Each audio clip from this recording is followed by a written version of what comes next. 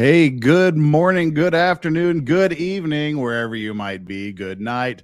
It's me, Legal Vices. It's Maritime Monday on a Sunday for some of you. But it is Maritime Monday for me here in Korea. It is Monday morning, 10:03 a.m. Today is a holiday here, so I'm taking advantage of the fact that I'm not at work right now to hit this stream. So, yeah, I plan on being completely somewhere else today. Probably going to hit the beach. Probably going to have a few drinks out and about on the town and just kind of enjoying life. So that's why we're doing it in my morning time instead of my evening time, or your evening time instead of my morning time. So, wait, that didn't make sense. Whatever. You know what I mean. So, where are we all from today? This is a whole different demographic. Yeah, obviously I'm in Korea. It's 10:03 a.m. We've got Germany. Barney Yummum, welcome back. Where are we at here? Steph, hey Steph, you're here. We got the mods here. Where's the rest of me mods? Oh, hey, there we are. Where are we? I saw mods, check in. I'm not going to go back through all of this chat.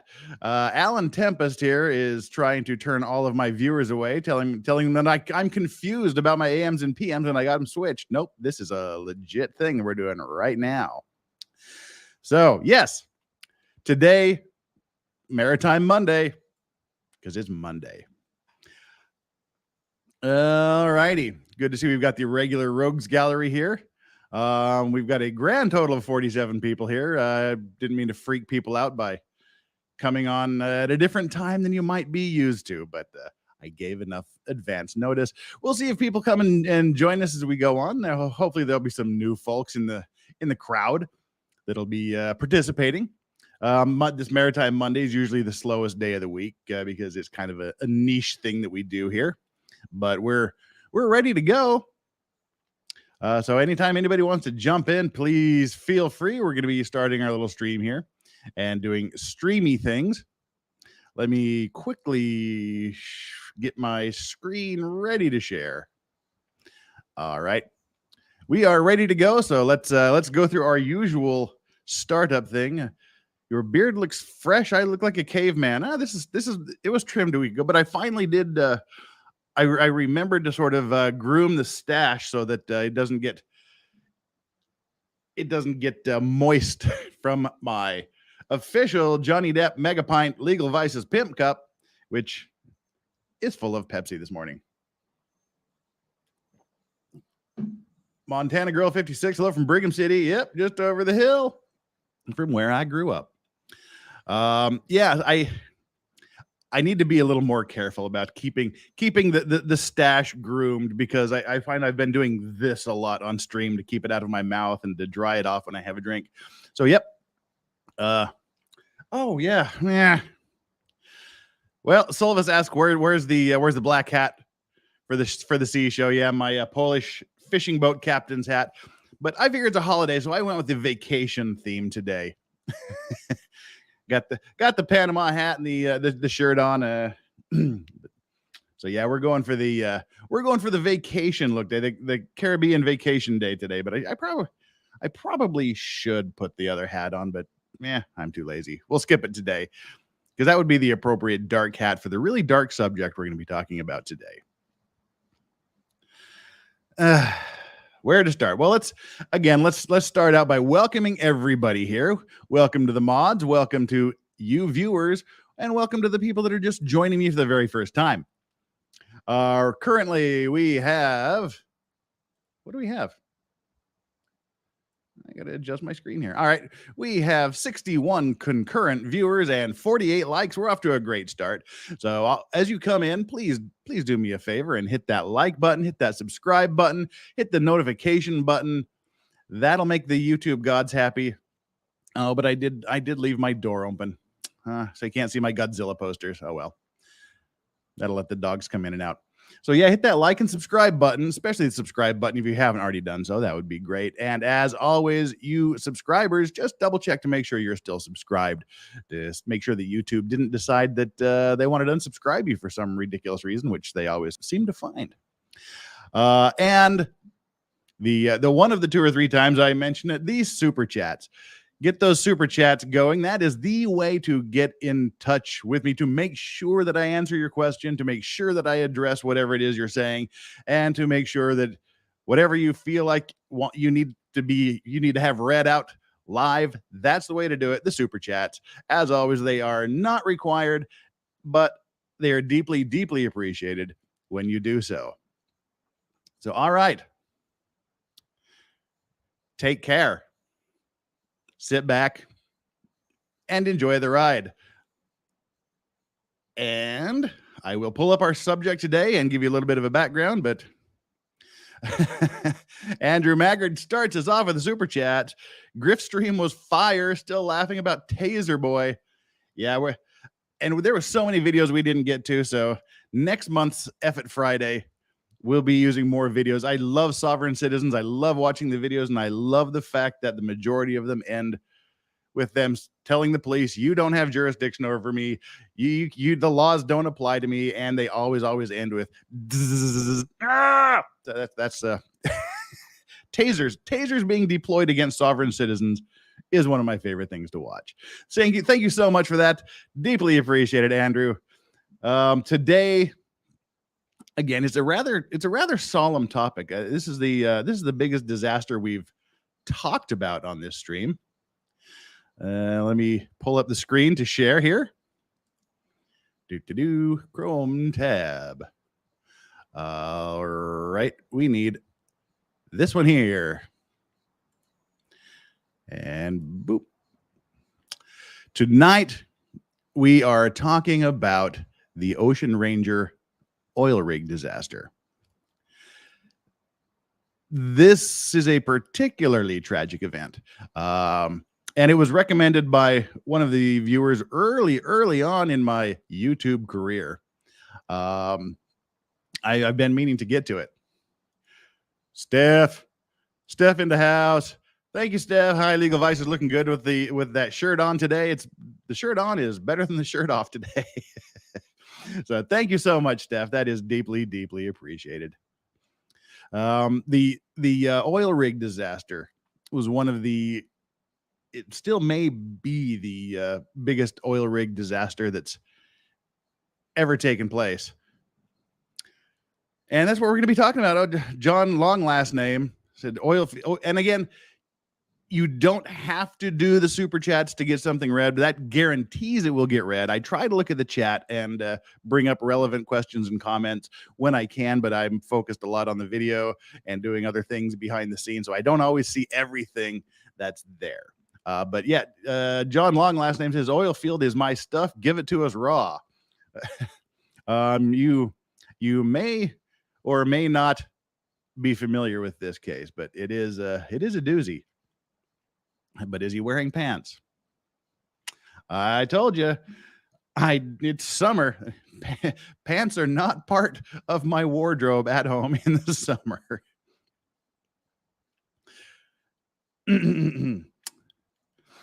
All righty.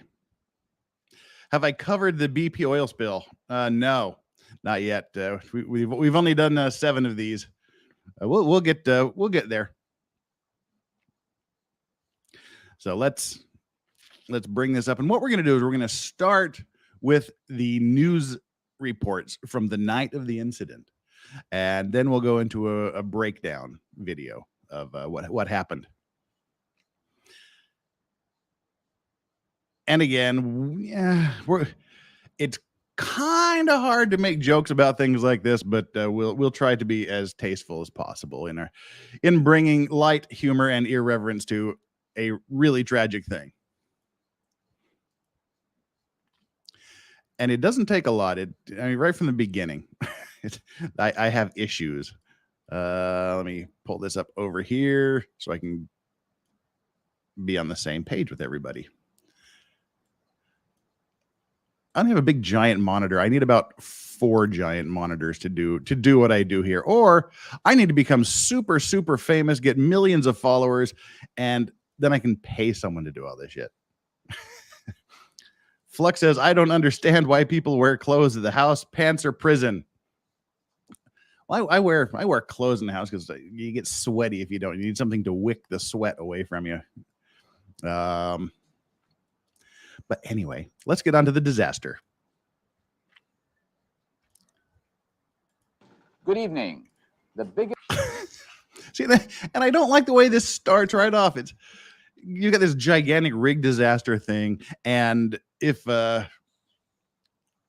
read the description of the video or read my tweet that I posted about the video, this accident resulted in the death of 84 people. And we're going to talk about that. So here we have this giant graphic behind him, rig disaster, a big explosion, even though there wasn't an explosion on the rig. And then you've got the guy, good evening. Let me tell you about 84 people that are dead. News people, they need to check themselves sometimes and make sure they're appropriate. So there we go. Let's get on with it with Happy Joe as he tells us about this disaster. Good evening. The biggest oil rig in the world, the rig called Ocean Ranger, is lying at the bottom of the sea. It collapsed and sank off the coast of Newfoundland in a fierce Atlantic gale. Missing and presumed drowned are 84 people, the Ranger's entire crew. 10 bodies have been sighted, but no survivors have been found. We have several reports, the first from Barbara Yaffe. The Ocean Ranger. This is the oil rig that disappeared into the Atlantic Ocean sometime early this morning. It's a floating platform about the size of a football field anchored to the sea bottom. It first suffered listing problems last week. And one thing you're going to hear about these rigs and things is just the massive size of them and how they're actually connected to the bottom of the ocean, and not the way a lot of people think they are. But this is something that, again, you're going to hear throughout this news coverage and the breakdown video. This platform, apart from being the largest oil rig platform in the world at this time, had a history of safety issues. When it went down today, the 84 men on board took to 3 lifeboats. It's unlikely that any of them survived. The Ocean Ranger was one of 3 rigs working this winter off Newfoundland's east coast, drilling on the Hibernia site. It's a rough environment, and it was in the middle of a wicked winter storm that the rig capsized today. Helicopters were at the site of the disaster within a few hours. The helicopters were sent from armed forces bases around the east coast and were later joined by fixed-wing aircraft. Supply boats have also been searching the area for survivors. The only first-hand reports on the disaster have come from these search crews. We saw a few bodies, and then we continued our search. A couple of life rafts were overturned, and as the search went on, myself and the other helicopter, we came across various mounts of debris and a few other bodies and life rafts. Was there any sign of life there? Not that we could see, no. You tried to make a rescue. You tried to pick up one of the bodies. What happened? It wasn't a rescue. Yeah, it wasn't a rescue, it was a recovery. We tried to lower a SARTEC down to see if he can see if there's any life, and we put him in the water, but the waves are about 40, 50 feet, and he was close enough to ascertain that there was no life. The fellow was dead, and he was fully dressed in his immersion suit and had a life vest on, and we attempted to recover, but it was too dangerous for our SARTEC, so we brought him back in, continued our search for possible survivors. Someone asked what year this occurred. Oh yeah, it was Vicky T asked what year did this happen. It was 15th of February 1982. So and you know, that somehow that makes it a little more tragic, I guess. You have 84 families that Valentine's Day probably isn't going to be the happiest time of their lives again. So yeah, it was February 15th, 1982. So it's been a while. Back to the story. Unsinkable Oil, the rig's operator, hasn't been able to explain why the rig went down. We really have very few details. We just know that we were contacted early in the morning, that the men had gone to their lifeboats. We then know we dispatched two helicopters to the area. We have sighted. And listen, keep these things in mind, because it's not as simple as she's saying it is, as the mobile oil spokesman is making it. Yeah, they got the news reports. They did dispatch 2 helicopters, but we'll talk more about that later. 2 of the lifeboats and a life raft. We have not yet located the rig. The province plans to hold a full inquiry into this tragedy. Right now, there are very few answers and a great many questions. And tonight, for the relatives of those people who were working aboard the Ocean Ranger, all there is the agony of hoping against hope. Barbara Yaffe, CBC News, St. John's. As night. Now, Montana Girl brings up a great question. And again, I'm stopping the videos quite a bit, just so we can avoid any unnecessary copyright claims. Got to break it up a little bit. The rig was listing for a week, yet it still had 84 people on it. It's actually a little worse than that. Why weren't people removed until this issue was addressed? Of course, it was a terrible accident waiting to happen. As we will see, it was way more of a terrible accident, way more likely to happen, to the point where at the end of watching all of this and you're reading a little bit more about it, I'm surprised this didn't happen a long time before it did. But we'll see. We'll see the details as it goes on. Along the Newfoundland coast, the search for survivors and bodies was suspended. Families of the rig workers remained silent, as though by some miracle there would be survivors. Of the 84 people on board, about 54 are from Newfoundland. 20 are from other provinces and 10 are Americans. But tonight, while people wait, there are serious questions being raised about the safety of the Ocean Ranger and evidence it had a brush with disaster last week. The rig had a record of accidents, to the extent that members of the crew developed a very low opinion of it. Call it the Ocean Danger. It's pretty well common knowledge that people call it that. It's been called that for over a year now anyways. The Ocean Danger. A week ago, St. Aubin was on the Ocean Ranger when something went wrong with the ballast, and it developed a severe list to one side. We had an abandoned boat alarm, and we went to the boat stations, but what happened was that the people on the low side of the rig, in case the rig tilted over on that side, they left their stations and came up all to the one station. So we had approximately 63 people that showed up at that boat station, and the boat is only supposed to hold 50. And there were also not enough life preservers. There were about 10 people walking around without life preservers. So see, you're seeing, I mean, this is the guy that's saying they've been calling it the Ocean Danger for over a year. You've got all the lifeboat problems. You've got the life preserver problems. You've got a lot of dangerous situations waiting to happen. And they're talking about leaving their stations. That immediately calls into question training. And for those of you that are now just joining us here, we've got 107 viewers now.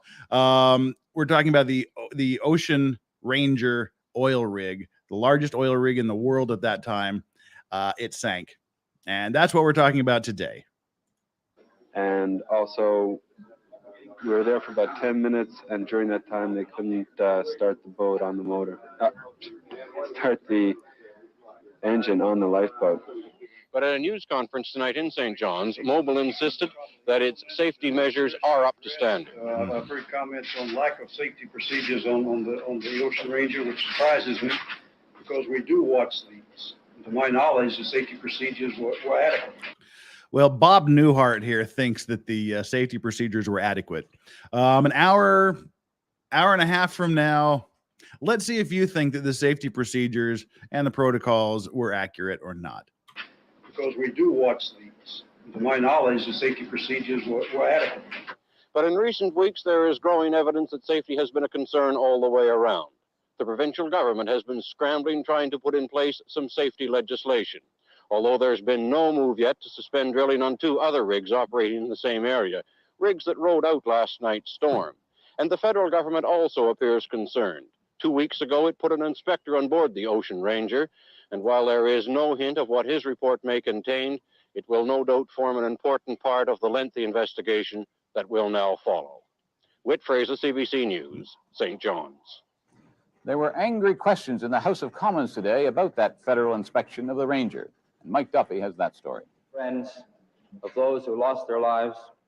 The House of Commons had no sooner passed its unanimous expression of sorrow at the tragedy than opposition MPs were on their feet, demanding answers to suggestions that government inspectors knew the rig was dangerous. The alarm on the Ocean Ranger was sounded last week because the rig was listing 15 degrees, and indeed the order was given to abandon ship. So there's the answer to one of your questions. When it was listing the week before, it was listing 15, and 15 degrees doesn't sound like a lot. But when you're on a 15-degree incline, that's a pretty steep list. That's a pretty steep angle you're looking at there. And when it was listing, and they had the safety inspector on 2 weeks before the accident. The week before this accident, they had this other listing problem. And as he said, the order to abandon ship was given a week before this accident, but May I ask the minister, in view of the tragic loss of life and the fact that the unsinkable Ocean Ranger has in fact sunk, if his department investigated that alarm, the cause of that alarm, and is he now able to report to the House? I am informed that an inspector from the Canada Oil and Gas Lands Act administration did inspect the platform in the last 2 weeks. I have not a copy of that report, and I cannot give any particular information in that respect. Given the fact that this rig contained 85 people on the North Atlantic this time of the year, I find it incredible that the minister responsible would not have seen these inspection reports. Late this afternoon, the government announced there will be a formal inquiry into today's disaster. But the Energy Department says it will not make public its inspection report on the seaworthiness of the Ocean Ranger until the inquiry actually begins. Opposition MPs say they'll continue to press for its release because they say that report could show that prompt action by the federal government might have prevented today's tragedy. Mike Duffy, CBC News, Ottawa. Those are the news stories. So that was the news stories from the day of the accident. 85 people gone. February 15th, off the coast of Nova Scotia. Newfoundland. They're up there. The Newfoundland winters, not the warmest places. The weather, we're gonna hear a lot about the weather in this upcoming video. But though that was the initial news story. Duya says, have you ever looked at the lake? It's probably not Pigner, but Pinure, but that's no, I have never heard of this. And please, if there's a particular maritime accident that you want to look, and why do we do these? For those of you that are joining for the first time, why are we doing maritime accidents? Because that's the area of law that I deal with, maritime and admiralty law. So we just kind of devote one day a week, Mondays, Maritime Monday, to these types of incidents, because I know what I'm talking about. This is the one time I get to kind of nerd out a little bit. But yeah, if there is a particular accident you want me to take a look at, send me an email at thelegalvices@gmail.com, or send something to my Twitter, which is thelegalvices at Twitter. So if you do that, then I will look into it. And I said, we only do this once a week. We got a backlog. We're going through them. So it may not happen immediately, but I will definitely look at it. So please do that. That's the best way to do it, because I forget these things while I'm streaming. Silvis asks a very good question. What's cheaper, fixing the issues or paying the wrongful death lawsuits? That is exactly the question that every product manufacturer, every vehicle manufacturer makes before they decide whether or not to issue a recall. That is literally what they that's what they calculate. They say, okay, and I can't remember what the actual equation is. It's like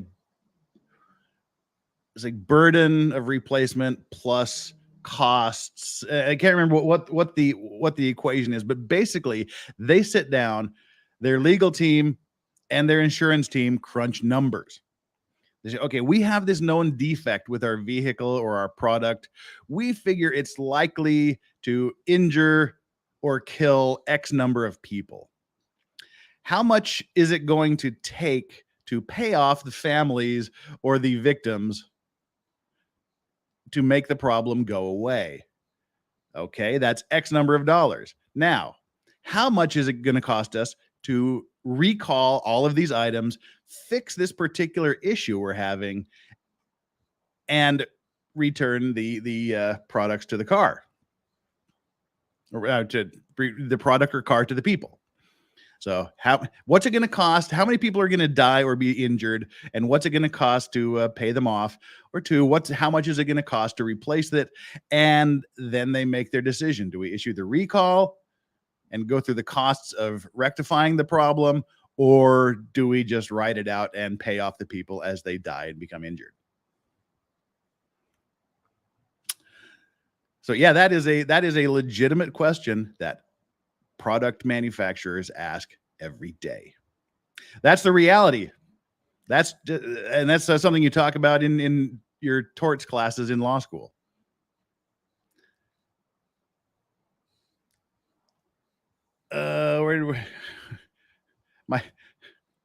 My wife is wondering when you're reopening Jurassic Park. Now, I have a white shirt that I will not wear the white shirt when I wear this hat because it just looks scary.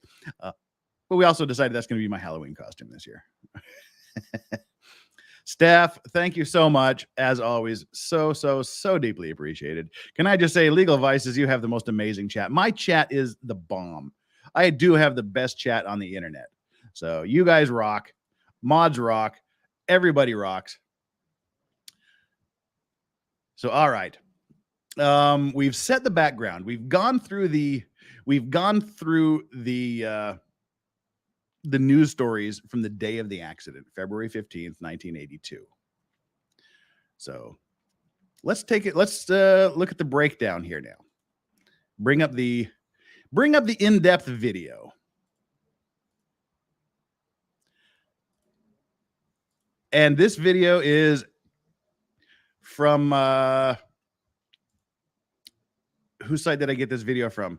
Brick Immortar.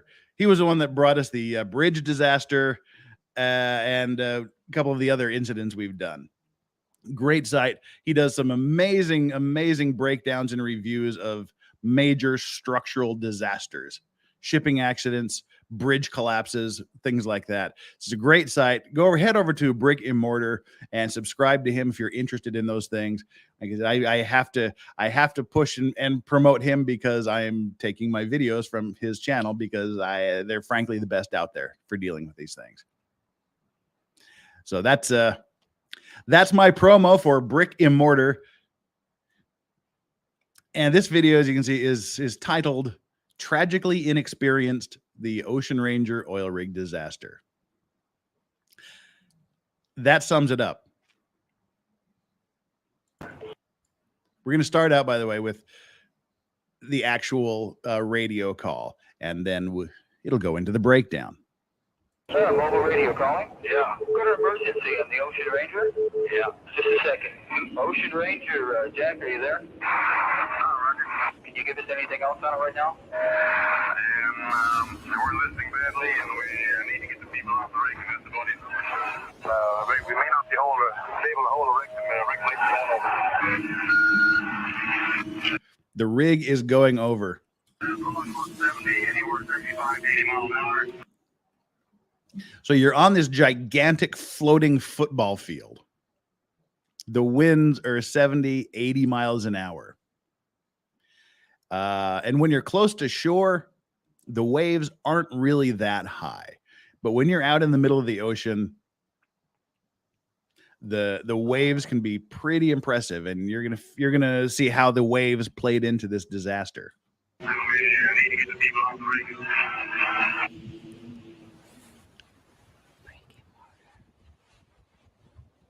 It was 1976, and as offshore oil drilling was slowly reaching new depths, the semi-submersible drilling platforms, often referred to as oil rigs, were also evolving quickly. And as with any emerging technology... Can you imagine working on something that looked like that? That's amazing. ...and industry with considerable hazards, but massive rewards for many parties involved. At a reported cost of $120 million, Ocean Drilling and Exploration Company Incorporated, or ODECO, out of New Orleans, would commission the world's largest semi-submersible platform of the time period, the Ocean Ranger. Semi-submersibles, a much more stable platform for drilling, were a solution to... Now, this right here is something that a lot of people don't know. These oil rigs, they're not attached to the bottom of the ocean.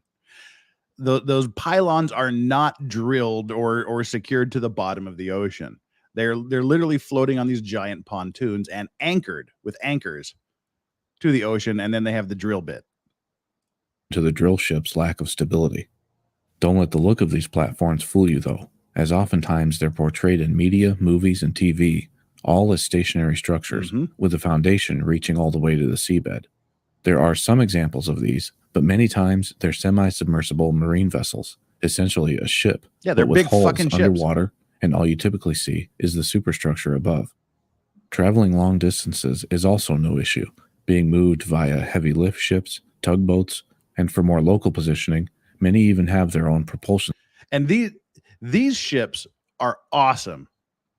If you ever get to see one of these ships in action, you want to see them, because you're looking at this thing that is ridiculously tall, ridiculously long. It's like I said, it's the size of a football field.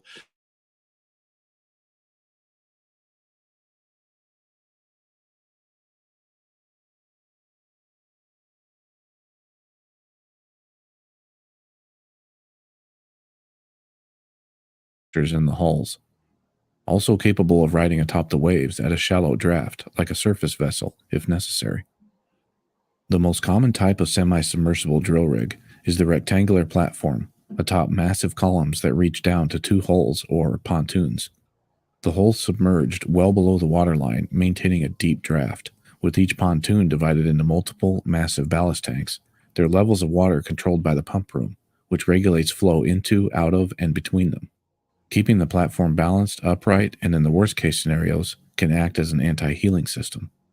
By design, they can maintain a position so deep beneath the waterline that, when managed properly, the platform is inherently much more stable than typical vessels at much shallower draft by comparison, making precise operations like steady, deep drilling possible. Laid down by Mitsubishi Heavy Industries out of Hiroshima, Japan in 1976, the Mobile Offshore Drilling Unit, or MODU, Ocean Ranger, made its maiden voyage in June of that year, taking it from the shipyards of Japan to the waters off the Alaskan coast. The Ocean Ranger would be the largest at the time, at nearly 400 feet in length, 262 feet wide, and 337 feet high. 337 feet high. Again, that's longer than a football field. That's a football field plus the end zones for American football, of course. So that just tells you the size of these things. 400 feet long, 300 feet wide, and 337 feet tall. Featuring a helideck, crane, lifeboats, and capacity for up to roughly 100 crew. With 8 columns atop 2 pontoons, it would be capable of operating in a maximum of 1,500-foot depths, the approximate deepest of the time period, with well drilling operations capable of a maximum 25,000 feet deep into the ocean floor. The ODECO company also considering it unsinkable.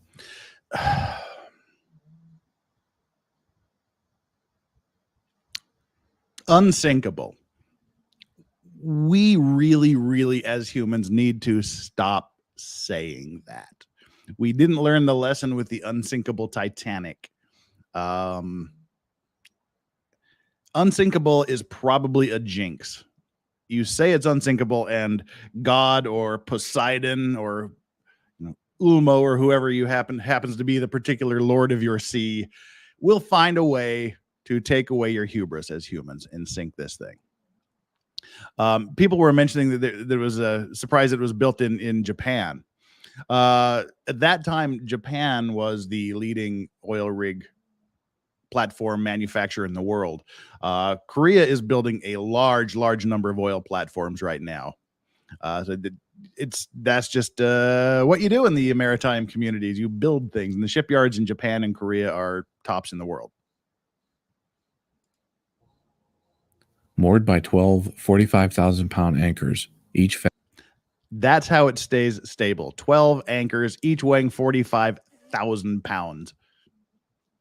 So you sink it low down in the water, you drop the anchors, and that keeps it stable enough to drill. Fastened to one length of 3 1/4-inch chain and another length of 3 1/2-inch wire rope for redundancy, giving this a breaking strength of approximately 1.2 million pounds per anchor mooring, laid out in a pattern radiating outward, 3 to each corner of the platform. The chains stored in massive chain lockers at the bases of each 4 main columns, with openings near the top to dispense and retract the chains. Over 20 tons operating each. In many locations, like off the coast of Ireland, the Bering Sea, Gulf of Alaska, the coast of New Jersey, and more throughout its life. In November of 1980, the Ocean Ranger would arrive in the Hibernia oil fields, as they're known, an oil-rich location off the coast of Newfoundland, the Grand Banks area of the North Atlantic. Although this is an incredibly dangerous job, no secret there. At the same time, it's commonly held that these types of platforms are designed specifically to weather even the roughest seas. Doing so, however, obviously requires skill in seafaring, and more crucially, a crew specializing in these platforms' unique ballast control systems. Contracted by Mobil Oil, the platform had been drilling in the Hibernia oil field successfully for the past year. Odeco crews responsible for the platform, and Mobil crews responsible for the well and drilling operations. With a crew of 84 on board, 68 Canadian citizens, 15 U.S. citizens, and 1 British citizen, the master, Captain Clarence House, a U.S. citizen, held a master's license of self-propelled vessels, but prior to joining Odeco in 1981, for the past 10 years, had worked in non-mariner positions for previous employers. Now here you're seeing the beginnings of what was going wrong on the Ocean Ranger. Thank you very much, Hunch the Dirty Roofer. Thank you so much for the super chat. Engineer, it's unsinkable. God, hold my beer. Yep, and God has officially handed off his beer at this point in the narrative.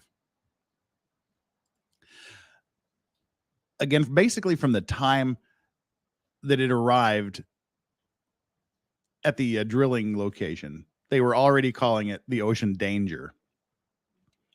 The captain, he said he was licensed to be a captain of vessels such as this, but as they said, he hadn't worked in that position for more than 10 years. And you lose a lot of your skills. The advancements in shipping that happen over a 10-year period are enormous. And you also, you lose your instincts, you lose a lot of your skills, you're not up to date on the latest technology, and more importantly, how to use it. But that is the least of the problems. Oh, Marv White, thank you so much. Thank you so much for the hot dog. Now you're making me hungry. I didn't have breakfast yet. Having been assigned years held vessels, but prior to joining Odeco in 1981, for the past 10 years, had worked in non-mariner positions for previous employers, having been assigned to the Ocean Ranger only on a temporary basis just 19 days prior to February 14th. Although important to note, the master is actually not in command, only being responsible for training and supervision of ballast control operations, the loading of deck cargo. Now, let's back up here and talk. There's 2 things I want to talk about. Only on a temporary basis, just 19 days prior. So he'd been there. This captain who who had been out of the captaining business, he'd been non-mariner positions for 10 years, was put there, and he'd only been there for 19 days before the accident happened. But as they say, it's important to note the master is actually not in command. He's responsible for training and supervision of ballast control operations. What's the ballast control operations? I'll explain it here, but just quickly, those big pontoons that are floating there, they have chambers in them, and you fill them up with water to make the ship sink down. You pump the water out to make the vessel float, and if you're off kilter, you pump water into this side and push water out of this side to bring it up to balance. The captain is in charge of that. He's in charge of supervising the ballast control operations. Now, remember what happened a week before this disaster. The vessel had a listing problem. The ballast was incorrect. And who was in charge of the ballasting control systems? The captain, who'd only been there for 19 days and had been out of the mariner positions for at least 10 years. As Colonel Crayon says, so he was the man responsible for making sure it didn't say capsize or list. Exactly. A Newfoundlander here, Bruce White. Thank you so much for the super chat. The Ocean Ranger was a tragedy for many families here. Looking forward to your take on it.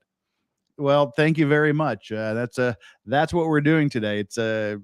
It still may be, as I said earlier, the largest oil rig platform tragedy. Maybe not the most expensive, but as far as loss of life goes, I believe it is still the biggest disaster. So yeah, we've got the guy that's in charge of making sure it doesn't list. And it's listed twice since he got on there, and then in his illustrious 19 days that he was on board this thing. And again, like I said, we are just starting this video, and we're already going way downhill. And it just gets more insane. Command, only being responsible for training and supervision of ballast control operations, the loading of deck cargo, general marine-related maintenance, and crew safety training. Odeco and Mobile organized these platforms' command structure such that the positions of tool pusher and drilling foreman outranked the captain. Just like so many oil drilling companies are known for, many processes, certification standards, working conditions, and just day-to-day operations are often outside of what local, provincial, or even federal jurisdictions require, often making attempts to keep issues or incidents internal or within the company, so to speak. Remember, I told you that the mobile oil spokesman may not have explained things exactly the way they happened. It's because of things like this. Of the law or above reproach are the phrases that come to mind when discussing many of these major oil companies. This culture, of course, permeating down throughout all ranks. The tool pusher, the senior-most Odeco team member and highest-ranking officer on board, Mr. Kent Thompson, a U.S. citizen with 15 years drilling experience, had certifications in well control, rig management, and other related specializations. The drilling foreman, a Mobile employee, there to represent Mobile's interest and essentially the tool pusher's Mobile oil counterpart, Mr. Jack Jacobson, a Canadian citizen with 16 years related drilling experience. Many crewmen held multiple roles supporting this complex vessel, both as an industrial installation and seafaring structure. Operating in roughly 260 feet of water off the coast of Newfoundland, the Ocean Ranger was one of 3 rigs moored and actively drilling in the Hibernia oil field. The other 2 being the 367-foot-long Zapata Ugland, roughly 19 miles from the Ranger, and the 296-foot-long Sedco 706, 9 miles away. Each platform support ship remaining on standby roughly 1 to 6 miles away from their assigned rig. I mean, look at how massive those. I mean, they're just huge. I've been down to the shipyard here. There's a Colje Island is about an hour down the coast from me, and they have two shipyards, ship construction yards, the Daewoo shipping yard and Samsung. And the oil platforms they're building are indescribably huge. The Hibernia oil field nearly 200 miles off the coast near St. John's. Weather forecast by Mobil Oil's Newfoundland Oceans Research and Development Corporation, or NORDCO, predicted that by early AM Sunday, conditions were likely to deteriorate. An hour down the coast. With winds of 60 knots and seas of up to 24 feet on their way due to a disturbance coming northward from the Gulf of Mexico. The disturbance considered weak at first, but intensifying rapidly as it approached Newfoundland and the Grand Banks at roughly 35 knots. The storm reached the Hibernia oil fields by 2:30 a.m. Sunday, February 14th, with winds of about 30 knots. Nothing too concerning at this point. The Ocean Ranger's pontoons currently at an approximate 80-foot draft, which put the ballast control room at roughly 28 feet above the waterline. So when they're saying it has an 80-foot draft, what they're meaning is approximately 80 feet of this vessel, of this oil rig, 80 feet of this oil rig is underwater. So I said that you keep it way down low in the water, and that gives you a lot of stability to withstand the waves. And again, this is an important note to note the position of the ballast control room. Again, that is what controls the water in the pontoons, that balances the boat, raises it, and lowers it. I keep saying boat. It's essentially a vessel. I should say rig.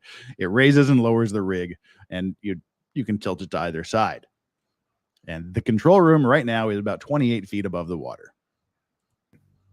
These platforms, having instilled such a high level of confidence over the years, withstanding many major storms in the past, meant drilling operations would continue and remain a priority unless waves reach a magnitude that vertical travel, or heave, of the vessel exceeds 15 feet. It takes an incredibly strong storm to stop drilling, essentially ceasing operations being a last resort. Money before safety, people. The winds and swells intensifying throughout the day, and the forecast updated at 1:30 p.m. by NORDCO that by 8:30 p.m., wind speeds would reach 90 knots and swells 35 feet in height, along with poor visibility, snow, and throughout the night, swells increasing to upwards of 46 feet. So essentially, they're saying 50-foot waves are coming your direction. They showed you the graphic of the swell pushing the ship, above 15 feet. Well, there's 50-foot waves coming. So what's that going to do to the ship? You're in kind of a situation where you're still drilling. Of course, you got to keep drilling because money. You got to keep drilling. But so they decide, do we need to stop drilling or not? If you raise the vessel to give the waves more room to pass under you, if you raise up the oil rig so that the waves can go under, then you reduce the stability because you're too high in the water. But if you don't, do you put this ship at risk? Well, we know what they chose because that's what we're talking about today. More than enough time in forecast for preparations to be made. By 6:58 p.m., after hours of battling worsening conditions, the storm living up to predictions, the Ocean Ranger's tool pusher, Kent Thompson, reported via satellite phone to Jim Counts, Odeco's shore-based drilling superintendent, the tool pusher's boss, that the Ranger had ceased drilling operations and disconnected as the winds had reached 65 knots, with the platform heaving to upwards of 22 feet. So now we've identified. Now the conditions are so bad that Mobil Oil is no longer interested in making money. That's where we are at this point. And 15 feet upward motion was the limit for ceasing the operation. So now they've already exceeded that. The other platforms disconnecting earlier, ceasing drilling operations a few hours prior. The Ranger having demonstrated in the past its capability of continued drilling in weather conditions too severe for its smaller counterparts, before now having disconnected due to weather only once in its 5-year lifespan. Standard procedure also dictated rigs deballast and raise their draft 5 feet or more after disconnecting in severe weather, a procedure that the Ocean Ranger was discovered later to have also never followed. Mm-hmm. In fact, remember, of course, the news stories with the Mobil Oil spokesman saying that everything was followed and we're confident that everything was done properly and adequately. Turns out it wasn't. Even though he said we monitor this, we watch this, we make sure these things are followed. It wasn't. They didn't raise the ship as they were supposed to. Ballasting problem. Was discovered later to have also never followed. In fact, on February 6th, just over a week prior, the platform suddenly began to list 6 degrees to port when taking on fuel from its supply ship. 6 degrees in a structure like this is significant. Taking on fuel from the supply ship, the ballast control operator on duty at the time was relieved by the ship's master, Captain House, midway through the process. Captain House, for some reason, when attempting to pump out tank 14, assuming for balancing while fuel filled tank 12.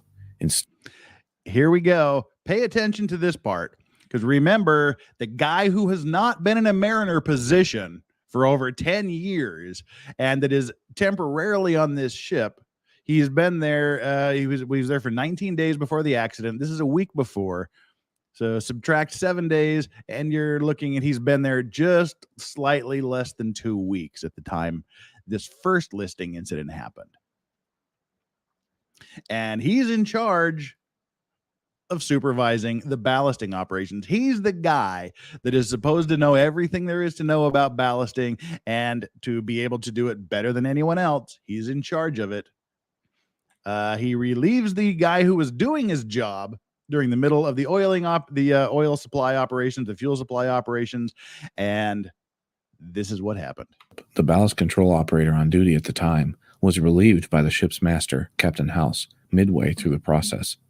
Captain House, for some reason, when attempting to pump out tank 14, assuming for balancing while fuel filled tank 12, instead switched its sea chest valve to the wide open position, the valve that opens tank 14's fill directly to the surrounding ocean water, filling it rapidly.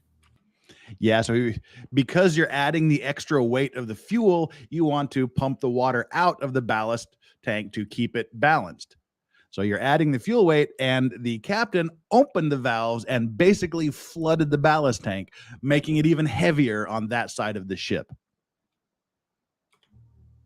The 6 degree list was so concerning and happened so suddenly, much of the crew had started prepping at lifeboat stations. All right, let's read through this incident, which was not reported immediately to the Mobil office, nor to the regulatory authorities, is worthy of note for several reasons.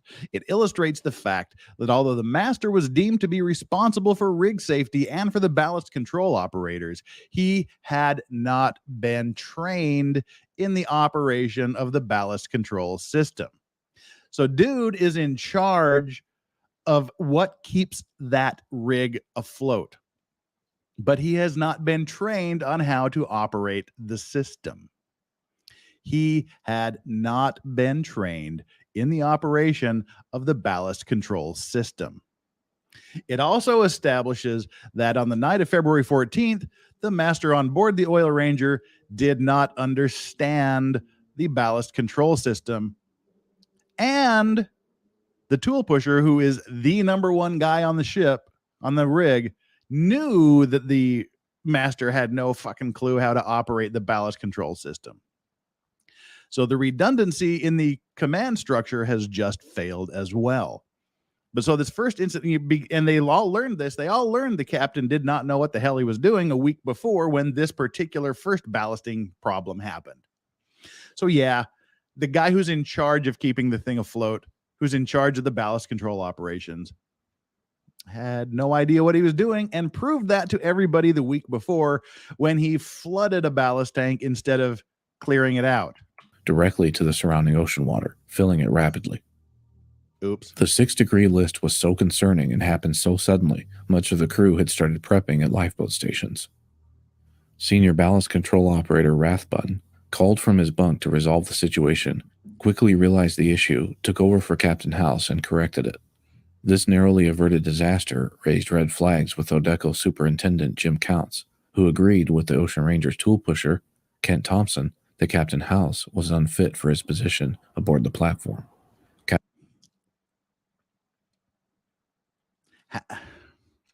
How does that make you feel? It's just been demonstrated, and everybody, all other 84 people on there agree that the master is not fit to be the master of the vessel. Really quickly here, Salty Buddha asks, when is the next stream? My next stream will be, I guess, Tuesday morning US, Tuesday night my time.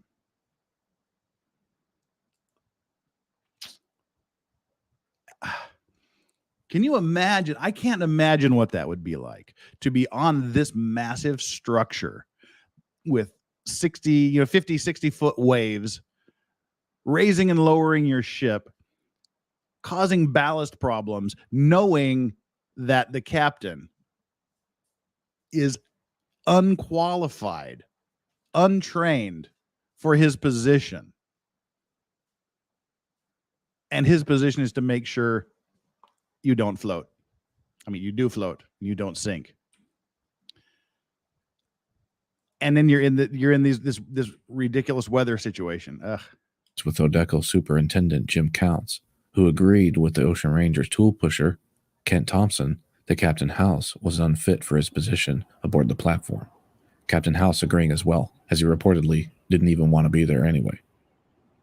However, no parties would take action to replace him in the near future, further enforcing the impression that Odeco had been filling this position, and potentially others like it, with temporary figureheads only, to comply with U.S. Coast Guard regulations. Brick Immortar is suggesting that perhaps companies are being less than honest to be able to keep work and just to cut corners. Follow the money. That is all in situations like this, in disasters, in major accidents. Follow the money. You'll get to your answer. At roughly 7 p.m. Sunday, February 14th, the Sedco 706 was hit by a massive wave, even larger than those already battering the oil field that day. At 70 to 80 feet high, this wave was high enough to even wash over the top of their helideck.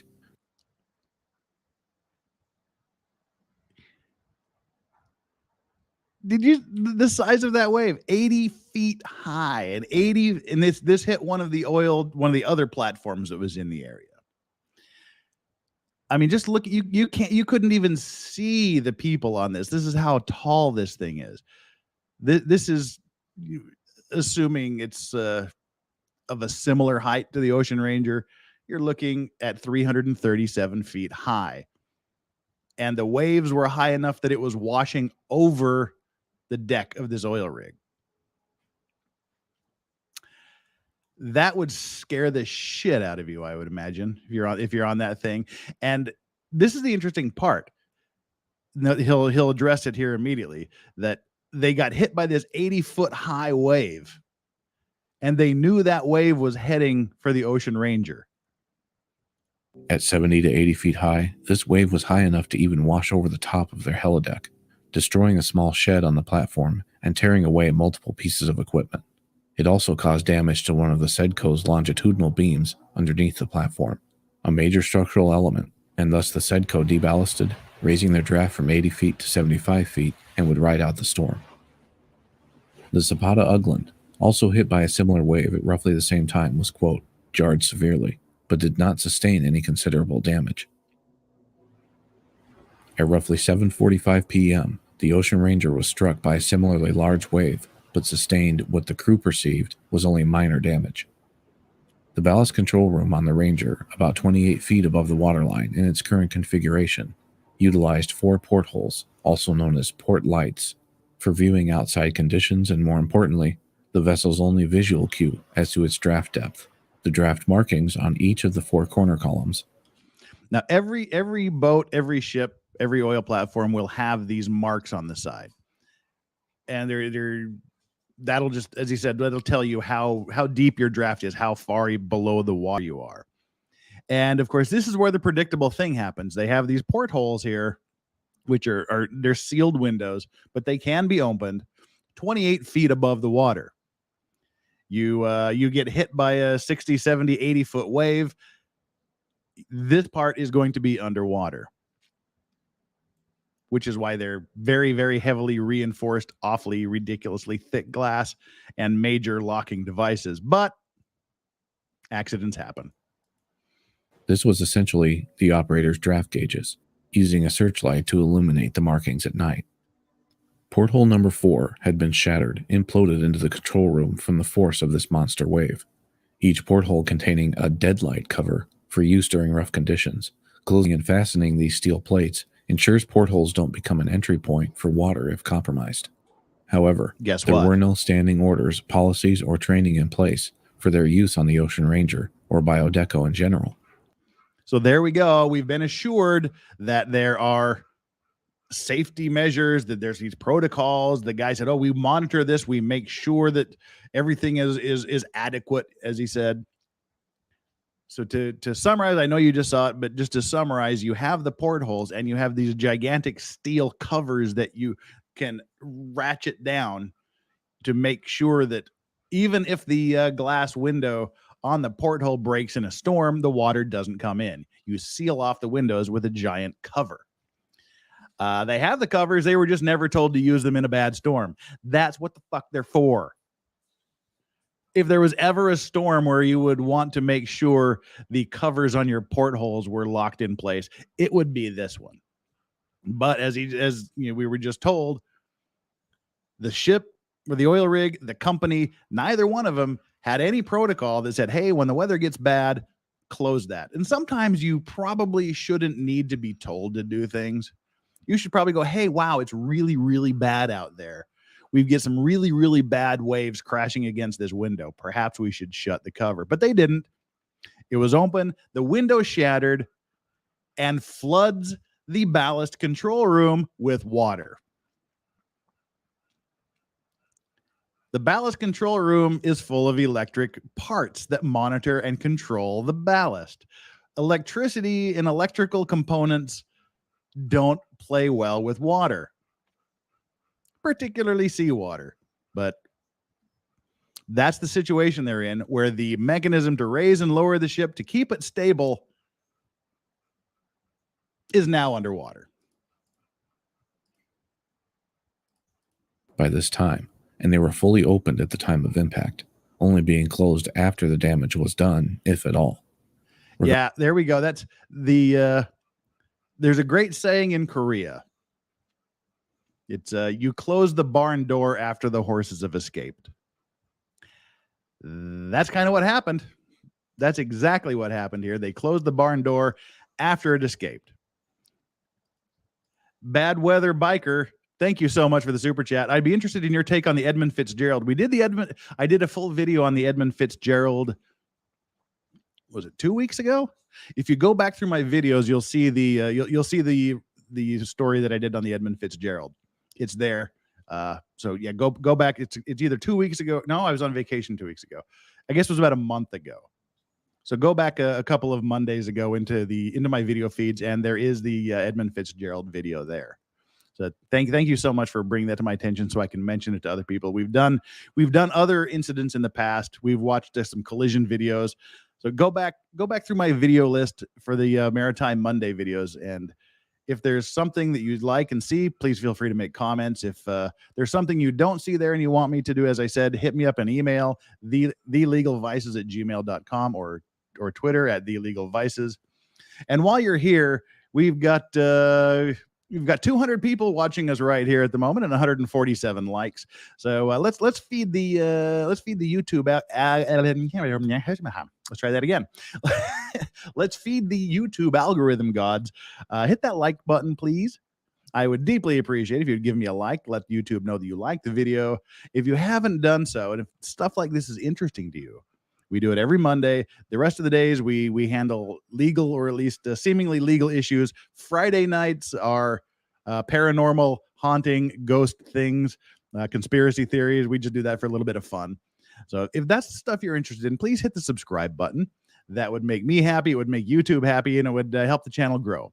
And after we're done, at some point, come back and just leave a comment. YouTube looks at those for their engagement stats, so they know whether to send people my way, which I hope they do. So hit the like, hit the subscribe, hit the notification button, come back later and make a comment. And as you've seen, This is my second. This is my second super chat grift for the evening. If there's a question you want to ask, if there's something you want to say, if you want to see your name in a pretty color, whatever the reason, if you want to just throw a super chat my way, I'm guaranteed to read the statement. If it's a question, I'll answer it. If it's something that I should address, I will address it. But in any event, it will be recognized, it will be read, and we will go. Done with the grift. Let's go back to the video. Where we've got the broken porthole window. They decided to close the valves, or at least try to close the porthole covers after it happened. The Ocean Ranger, or Biodeco in general, by this time, and they were fully opened at the time of impact, only being closed after the damage was done, if at all. Regardless of the deadlight covers, investigators concluded these portholes should be able to withstand such forces, and the ballast control room's position, combined with these weak portholes, was a fatal flaw in the rig's design. Water from the massive wave blasted into the ballast control room via porthole 4 and all over the valve control panel. The control panel... Notice the time. The times will come into play to show you the amount of time that elapsed and the amount of time people had to take action. We're at 7:45 p.m. And I don't know if you can hear the bulldog. The bulldogs have made their presence known, and they're hyperventilating and snoring under my desk. So the is the dogs, not me. Just let you know. So yeah, notice the timestamps as we go through the rest of this, so that you can see the amount of time they had to unfuck themselves, basically. Control room via porthole 4 and all over the valve control panel. The control panel not made to be watertight. However, operators and their superiors showed little concern, with nearby supply ships overhearing the Ocean Ranger's two-way radio chatter. First from senior ballast operator Mr. Rathbun that the panel is wet, working on it and getting shocks off of it. Had the cover off. High-powered cables in here. And replies from tool pusher Ken Thompson. We'll get some guys in there and get it cleaned up. And don't get anybody injured or killed or damaged. Soon after, updates from Rathbun. Everything is fine and we're picking up glass, mopping up water, tidying up, cleaning up water and broken glass. Another voice a few moments later. All valves on the port side were opening by themselves. There are valves operating or closing or opening. Odd how electronics seem to act up when you spill water on them, isn't it? So that's what they've got.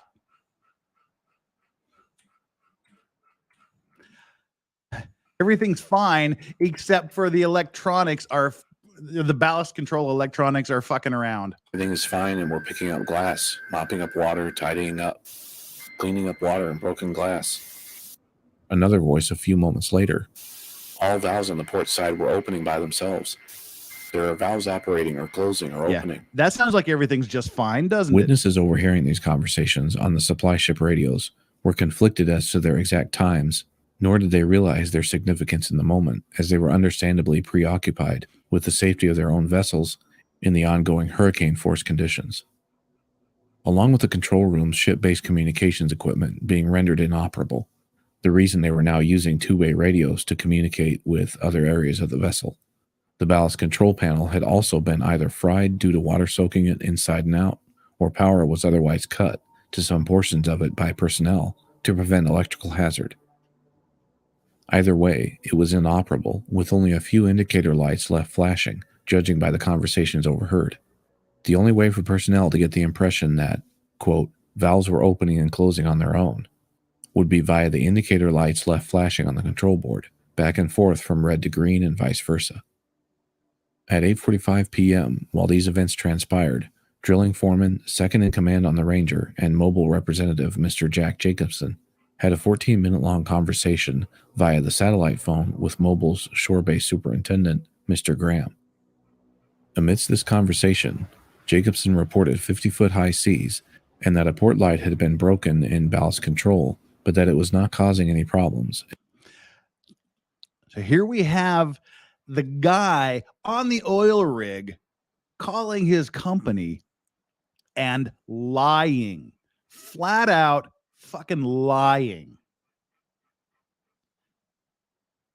He knew that the electronics were fried. He knew that valves were opening and closing by their own.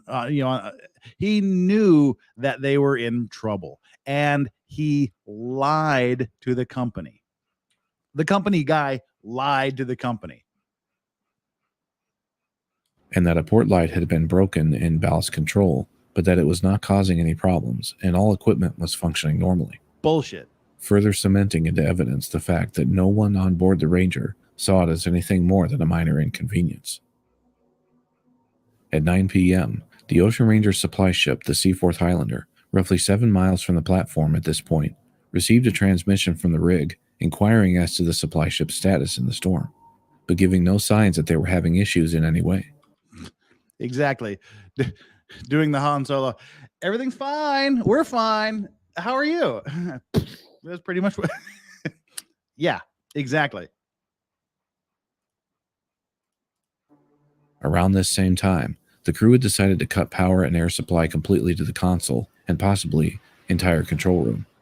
When power and compressed air are lost in a system like this, valves are forced closed for safety. With the pontoon valves closed and power cut to the console, the Ocean Ranger, in this state, while not ideal, is presumed by investigators and those with knowledge in the industry to have been more than capable of riding out the storm. So what happened? At 11:30 p.m., Rick Flynn, Mobil Oil's shore-based radio operator, received a regularly expected weather update transmission from the Ocean Ranger's weather observer, reporting weather conditions and nothing else, nothing to indicate the vessel was experiencing anything of concern.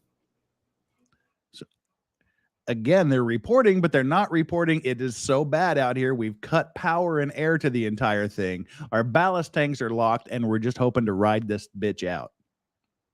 Just tell them what the weather is. Still rainy, still snowy, still windy, still got big waves. Talk to you in an hour. However, for some unknown reason, shortly before 1 a.m., the crew on board the Ranger decided to restore air and power to the console. It's thought to start effecting repairs, either by causing inadvertent short circuits or otherwise tinkering with the controls. The inexperienced and untrained crew caused the valves in the bow pontoon tanks to open, immediately flooding the chambers until the vessel reached a 10 to 15 degree bow heavy list. And this is where you're fucked. This is it. That right there is essentially what killed this oil rig.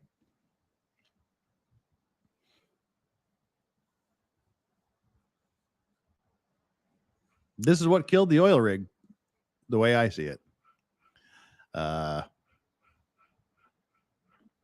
Exactly the wrong thing happened.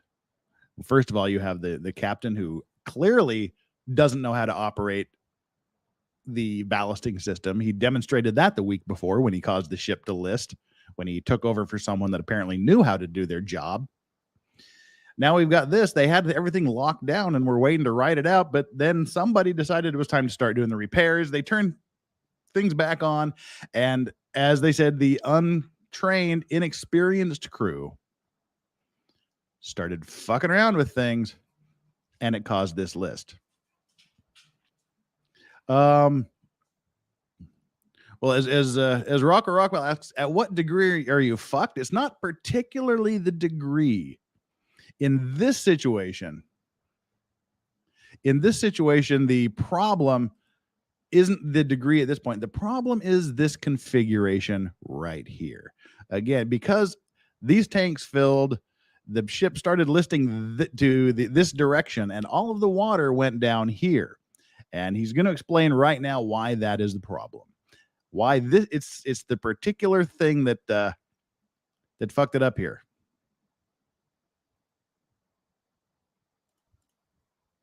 The crew, too inexperienced to operate the ballast system and problem solve this now potentially fatal condition, even if the control system was working well enough to perform these actions. On top of this, the list was reaching a degree that some investigators concluded the bow tanks were reaching a point of no return, and even in ideal conditions, the pumps wouldn't have been strong enough to shift the water and right the vessel. As a last-ditch effort, a crewman suggested inserting a set of... Okay, hang on. I'm going to have to go back here. It must have been another report that I saw that dealt with this particular issue. But why this was a mistake and why this was, I see this as the fatal part, is that, again, if the ship had been level, there would have been no problems pumping the excess water back out of the ballast tanks. But the problem was the direction it was listing is exactly the wrong direction. Just take this tank here, if you can see the small cursor here. The tanks will have a pump to pump out the water and force the air in. The pumps on this particular rig, on the Ocean Ranger, were on, for the purpose of this diagram, we'll say they're on the left side of each tank. They're not in the middle, they're not on the right side, they're on the left side of the tanks in this picture. So the ship is listing to the right, which means that the water is going to be sitting on this side of this side of the tanks. It's going to be on the right side of the tanks. So the pumps are going to actually be out of the water.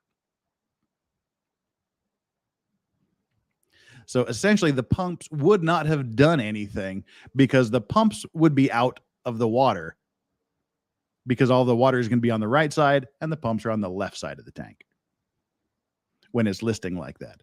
Had it listed the other direction to the left of the picture, then that would have been okay. They still would have been able to pump. They should have been able to pump the water out, but that was one of the problems was identified. It must have been another video I was watching, that the pumps were on the other side of the list.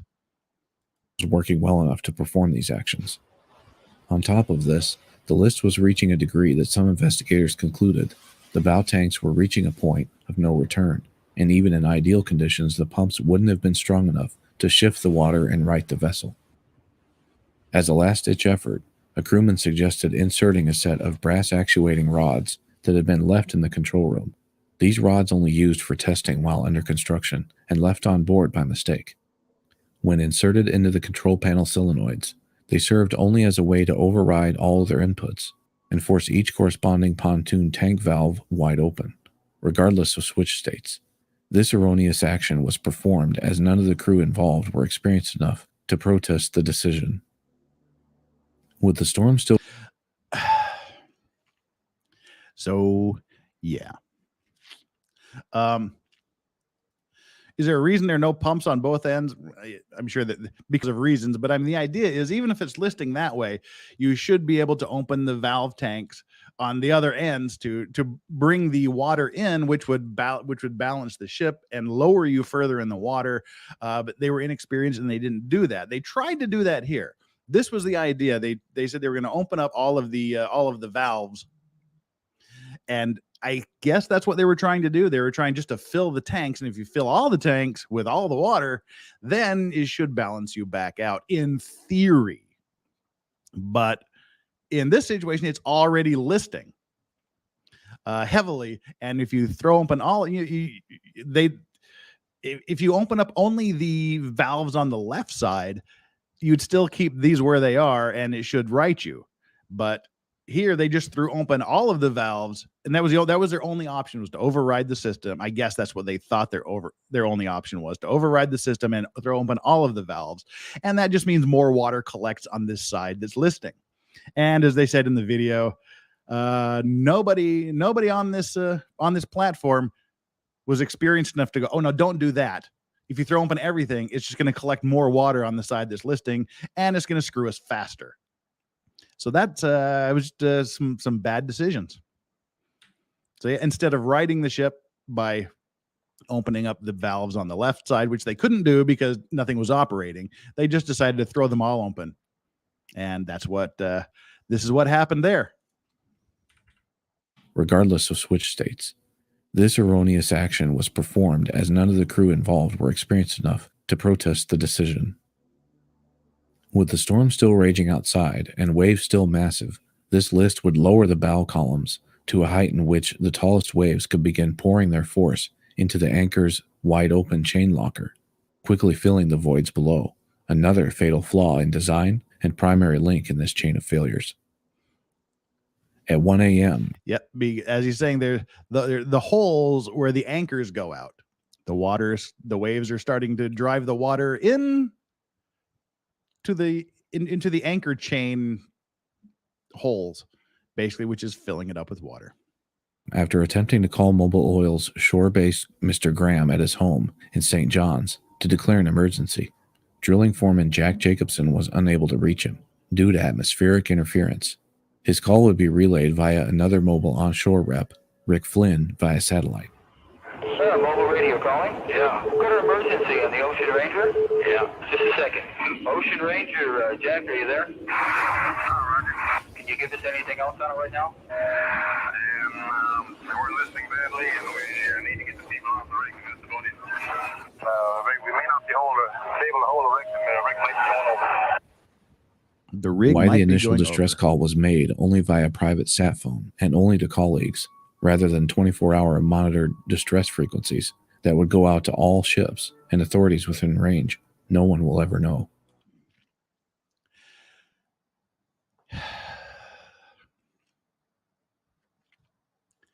No Mayday was sent out to the Coast Guard.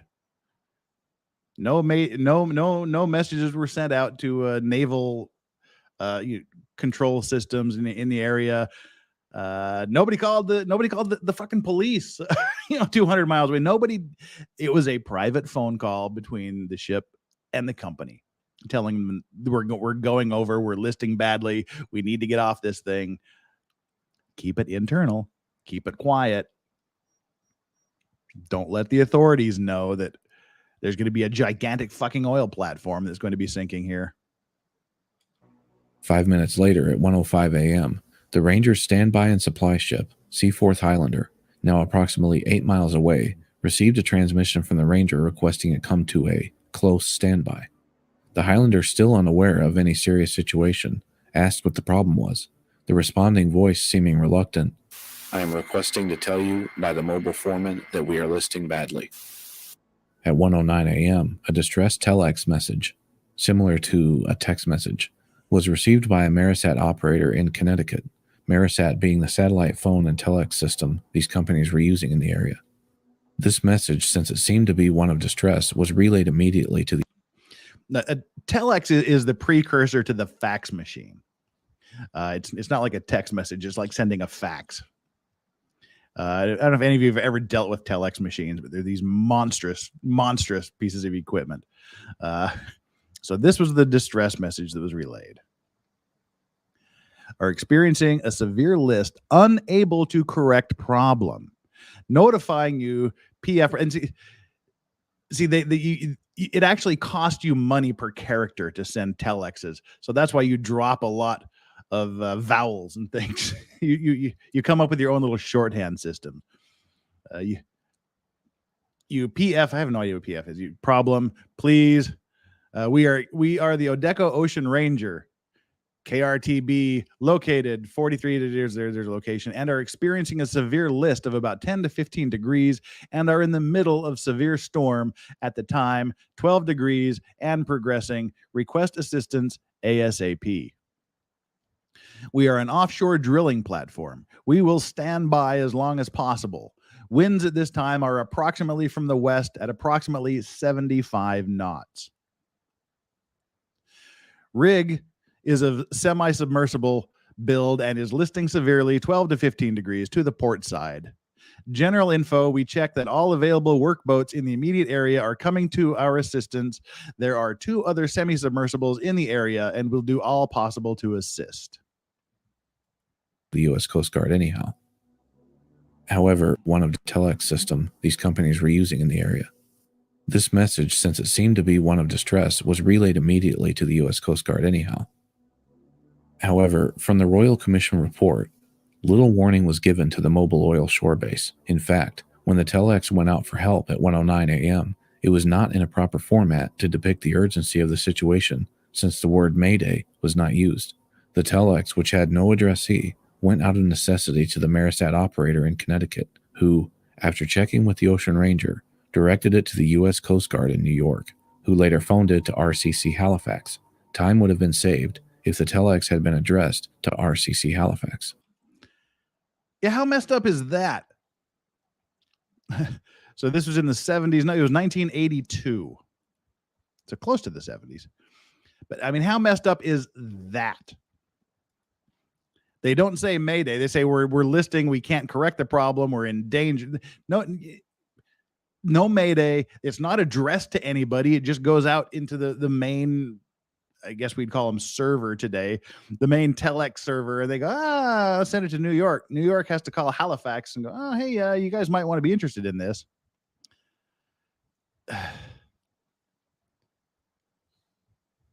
Dumbasses. The Joint Rescue Coordination Center in Halifax. 1 minute later, Ocean Ranger radio operator Ken Blackmore contacted Mobil's shore-based operator Rick Flynn once again and requested Flynn transmit a Mayday call on behalf of the Ocean Ranger.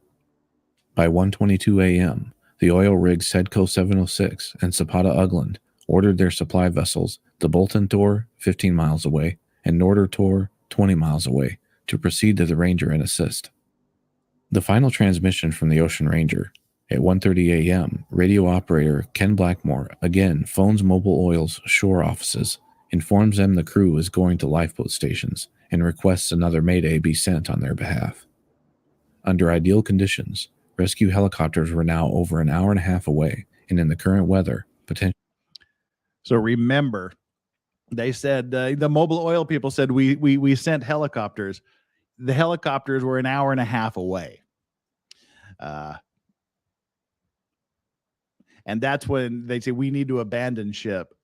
And I have no idea why you wouldn't send that last message to the Coast Guard or to the emergent, or just to broadcast it out to the emergency channels, the radio channels. It was, again, a private conversation between the ship and the company that said, hey, we got to abandon ship. Potentially unable to get airborne at all. The nearest vessel, the Ranger's own standby ship, the Seaforth Highlander, was steaming towards the platform, but still roughly 7 miles out, the weather not helping to speed up this process either. The list now exceeding 15 degrees, waves crashing over the bow, and the storm still at full force. It's presumed, based on the final call, the vessel was suddenly and hastily abandoned at 1:30 a.m. The circumstances of the abandonment just as mysterious as the lack of urgency in radio calls. And remember, they first started to list at 7:45 p.m. This was 6 hours later. They had 6 hours to send out messages, to get instructions, and to unfuck themselves. They kept it in-house. They kept things internally, and every major decision they made was the wrong one. As the video title says, tragically inexperienced. And mind you, the captain who's in charge of the ballast control operations was notably unqualified for his position. This degree of list was such that all lifeboats were either extremely hazardous or impossible to use. The bow lifeboat, with the bow essentially in the water, would have been either underwater or destroyed, unusable. The two stern lifeboats would have been clearly a dangerous, if not deadly, fall due to the Ocean Ranger's tilted condition, obvious even to the untrained attempting their use. And the life rafts on the upper deck determined to have been completely useless that night anyway, due to the ongoing weather conditions and water temperatures. Most importantly, though, the Ocean Ranger was not equipped with survival suits, absolutely crucial for evacuation in waters this cold and weather this deadly. Mist and spray from waves freezing in midair, it was so frigid. Without the suits or protection from the water and elements, hypothermia setting in after just seconds. This is one thing I don't understand. Why they didn't have these suits, these cold weather suits. It doesn't make sense. And I can't imagine there's not regulations that require everybody have one of these suits available. And what they are is, if you've ever watched like Deadliest Catch and someone falls overboard, or they do the training where they put on the giant thick suits like you just saw, that is to be protecting themselves from the weather. I mean, it's not going to keep you warm, but it's going to keep you from dying more slowly. Janice Driver, thank you so much for the super chat. Have you heard of the wreck of the Peter Airedale, 1906, Clatsop Beach, Oregon? Wreck remains are still at Fort Stevens, Oregon. No, I have not heard of it. And please, please, please, please, please, things like this, send me an email to thelegalvices@gmail.com, or a message to Twitter @thelegalvices. Send me these things so that I can remember them and I can look them up and see if it's something we can use here. That would be awesome if you would do that. I would deeply, deeply appreciate it. Thank you so much. Yeah, exactly. They never saw the deadliest catch. Yeah, I mean, it's not going to save your life, but it's going to prolong it.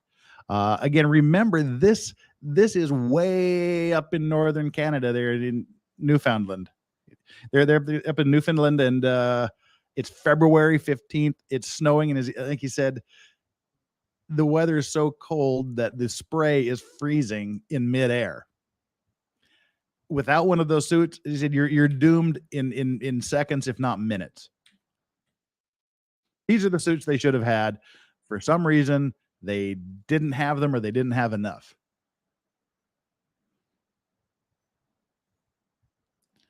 The issue would be, how the heck do they get a helicopter out there in that weather? Yeah, that's what they were saying. It was difficult, if not impossible, to even get them there.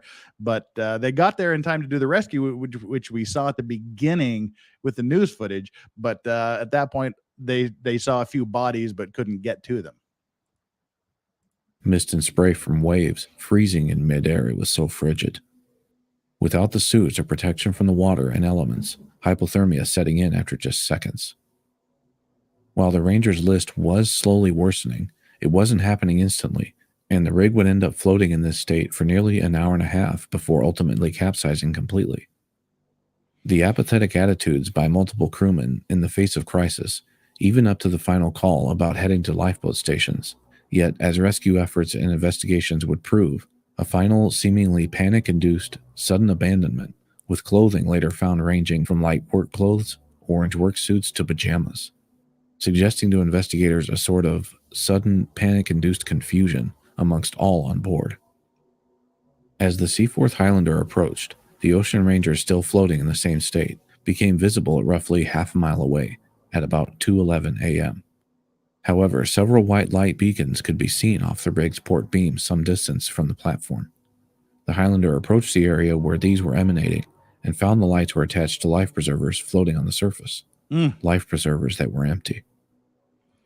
Yeah, that is just so weird. Like I said, they're sending them, they're sending the messages without maydays. They're not reporting anything bad. There's like as we said here in chat a few minutes ago, it's the Han Solo thing. Everything's fine. We're fine. How are you? We just got some problems. We've got some electrical issues. Nothing big is happening. Everything's under control. And then suddenly everybody panics and jumps off the ship. They're not in their life jackets. Some of them are in their pajamas. Nobody knows what triggered that. I mean, even when they said they're the last message where they said they're going to their lifeboats, which is like, all right, we're going to the lifeboats. Something caused this panic. I don't know what it was. Maybe there was a huge wave that washed them over. I don't know, but it's just weird. The ship was now only about 1,200 feet from the Ocean Ranger, with it clearly in sight and still afloat, when Captain Duncan noticed a flare fired into the air off their starboard bow. It was approximately 2:14 a.m. at this time, and then at 2:21, a second flare from the same location, when the lifeboat it originated from briefly came into view. In what authorities would later describe as miraculous, crewmen aboard the Ocean Ranger had been able to deploy one of its stern lifeboats successfully. Captain Duncan, however, noticed it was riding very low in the water, and at 1,200 feet away, he would maneuver the Seaforth Highlander to intercept the lifeboat. Once in range, 4 deckhands went out onto the aft deck and made preparations with what few tools they had available. The lifeboat, however, now clearly visible, showed signs of serious damage. It had holes on both sides of its hull, from stem to gunwale. The men aboard the Highlander could see survivors aboard vigorously bailing water and a man in the aft hatch steering, as the lifeboat was still somehow moving under its own power. The seas, though, were still not giving way, with swells exceeding 60 feet in height and winds still 60 to 70 knots. The spray freezing all around as the waves crashed all over the aft deck. Captain Duncan bravely maneuvering the Highlander stern first into the storm in order to approach the lifeboat without ramming it and let the lifeboat drift towards them. By 2:32 a.m., Duncan reported having the lifeboat alongside, finally positioned on their port side where they needed it in order to effect rescue. The deckhands now able to see lights and movement inside, and some men still bailing out water as it poured in. Despite their proximity, though, the deckhands and survivors were unable to hear each other yet through the sea, storm, and heaving vessels. A rope thrown to the man steering in the aft hatch was caught successfully, and he attached it securely to a handrail on the lifeboat's canopy, deckhand Jorgensen tying his end to the crash rail on the supply ship. A second rope with a life ring was successfully thrown and attached to the bow of the lifeboat by another survivor, then it too tied off on the supply ship. 8 to 10 of the 30-plus men aboard began emerging from the hatches, but stood on the lifeboat's port side gunwale. The men were still wearing their hard hats, and a handful wearing life preservers and heavier clothing, while others were very lightly clothed and still donned their work vests, all clothing completely unsuited to survival in such conditions. The lifeboat now began rolling towards its port side slowly, away from the supply ship, and within an instant capsized, tossing the men standing outside into the violent, freezing sea, and snapped the lines attached to the Seaforth Highlander. The deckhands leapt into action, throwing lines into the water and intended to launch a life raft towards the scattered survivors. Some life preserver beacons now lit, they were clearly visible, but the life raft's lines were frozen solid, and it took some time to cut free. By the time the raft reached them, they were completely immobilized by hypothermia, unable to board the raft or grab lines in the water well within their reach. Captain Duncan maneuvered again to within 50 or so feet of the capsized lifeboat, still attempting rescue if any remained on board, also keeping the other supply ships apprised of the situation of survivors in the water. God, can you imagine that?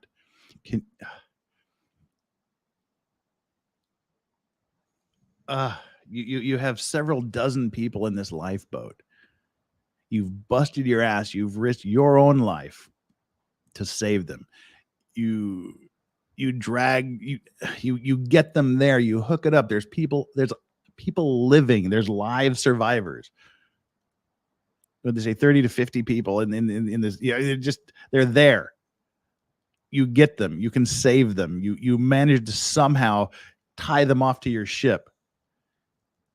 You're going to rescue a large number of people. Then the waves come up, knock the people into the water. They freeze to death. Then you watch the lifeboat roll, the lines break, and it floats away. And you see them living. They've got the lines, they've got the rafts, they've got the rescue equipment near them. They can reach it, but they're in, and you just basically watch dozens of people die in front of you. I can't imagine how much that would suck.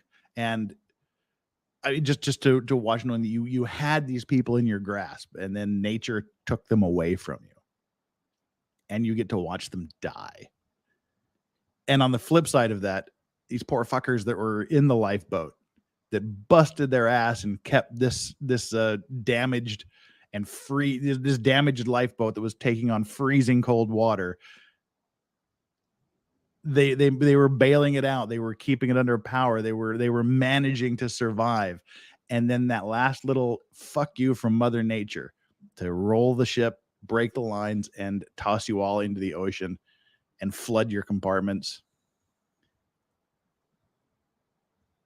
And seeing the rescue equipment right there in front of you and not be able to reach it because you're dying of hypothermia. When you're just looking at your rescuers, you're looking at the rescue equipment, and there's not a damn thing you can do about it to save yourself. This is a fucking horrible situation.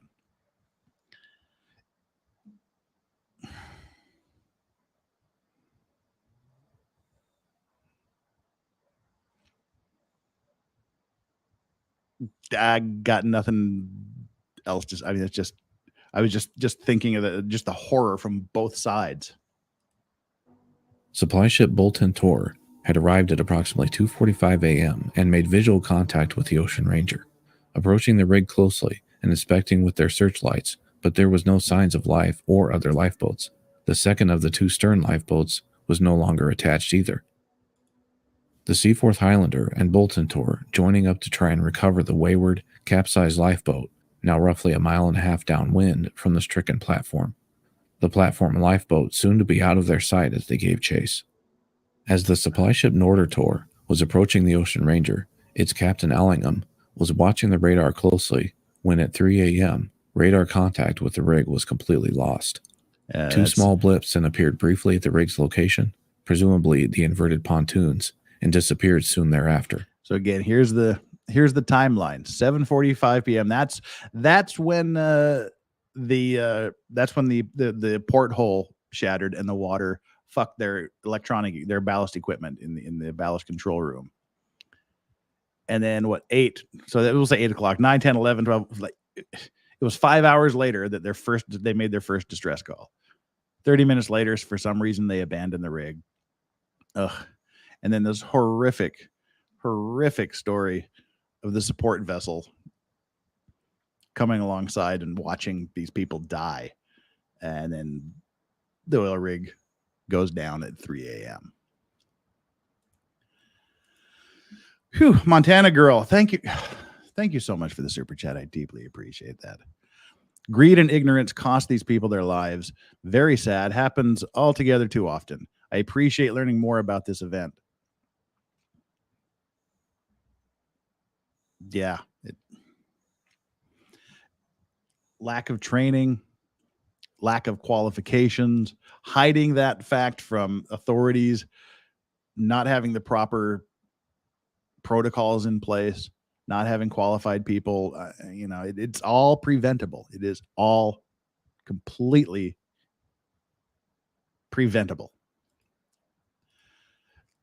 Linda Marie, thank you very much. Appreciate your super chat as well. When they tell you not to panic, that's when you run. John Cusack in 2012. Yeah, that's. I mean, this is such a remarkable tragedy for everyone involved, literally. Winning realities. This is what I was saying about the bottom of the ocean versus outer space. The ocean is a vicious, merciless beast of horrible ways to die. Yeah, we had this conversation on another stream yesterday. Would you rather be in the deepest part of the ocean or in outer space? There's no way I would be there's no way I would go to the bottom of the ocean. Pretty much for the same reason. There's very little that can kill you in space. There's a lot of things that can go wrong and a lot of things that can kill you in the ocean. Tarkina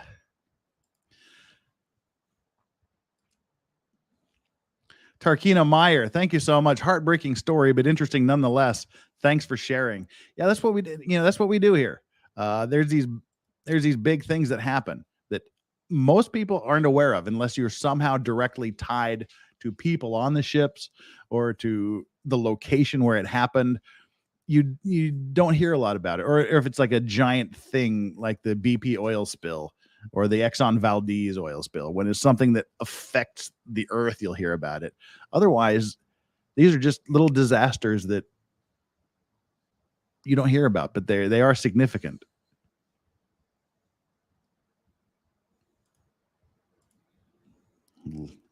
Anyway, thank you too for your super chats. I just kind of feel weird saying please like and subscribe at this point in the video, but please like and subscribe.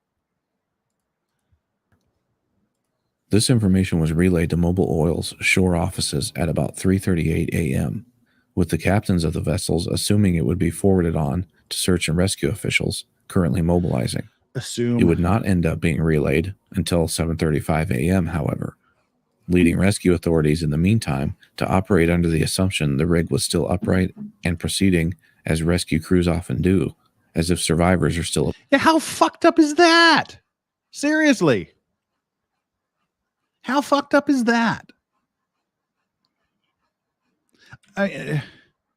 Let's rewind this and just consider how messed up this is.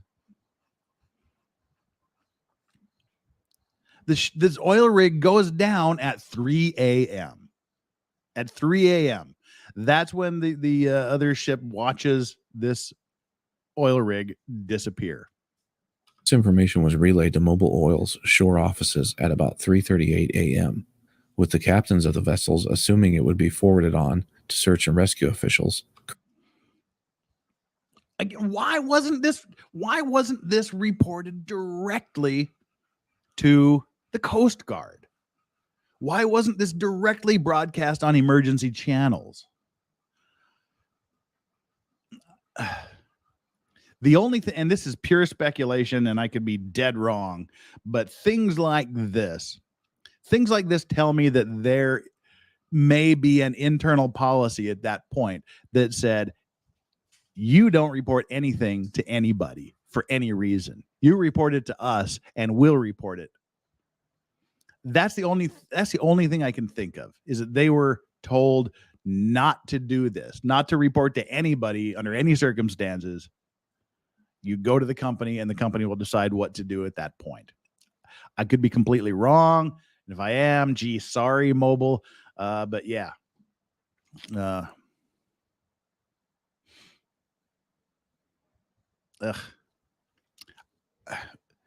so they assumed, these people that say, hey, we just saw the oil rig go down, they assumed that the Coast Guard was being told. Well, surprise, the fucking company didn't report that. Think about that for a minute. The company did not report to the Coast Guard that their oil rig had completely sunk at that point. They deliberately did not tell the Coast Guard until 4.5 hours later. They didn't relay the fact that the oil rig went underwater for 4.5 hours after it happened. Currently mobilizing. So everybody else, all the authorities thought the ship was until still 7:35 a.m., however, alive, leading rescue authorities in the meantime to operate under the assumption the rig was still upright and proceeding as rescue crews often do, as if survivors are still aboard to be rescued. Captain Duncan, Seaforth Highlander, via NTSB report. So this is in the National Transportation Safety Bureau report. What's the first damn line there? Can't see the first line.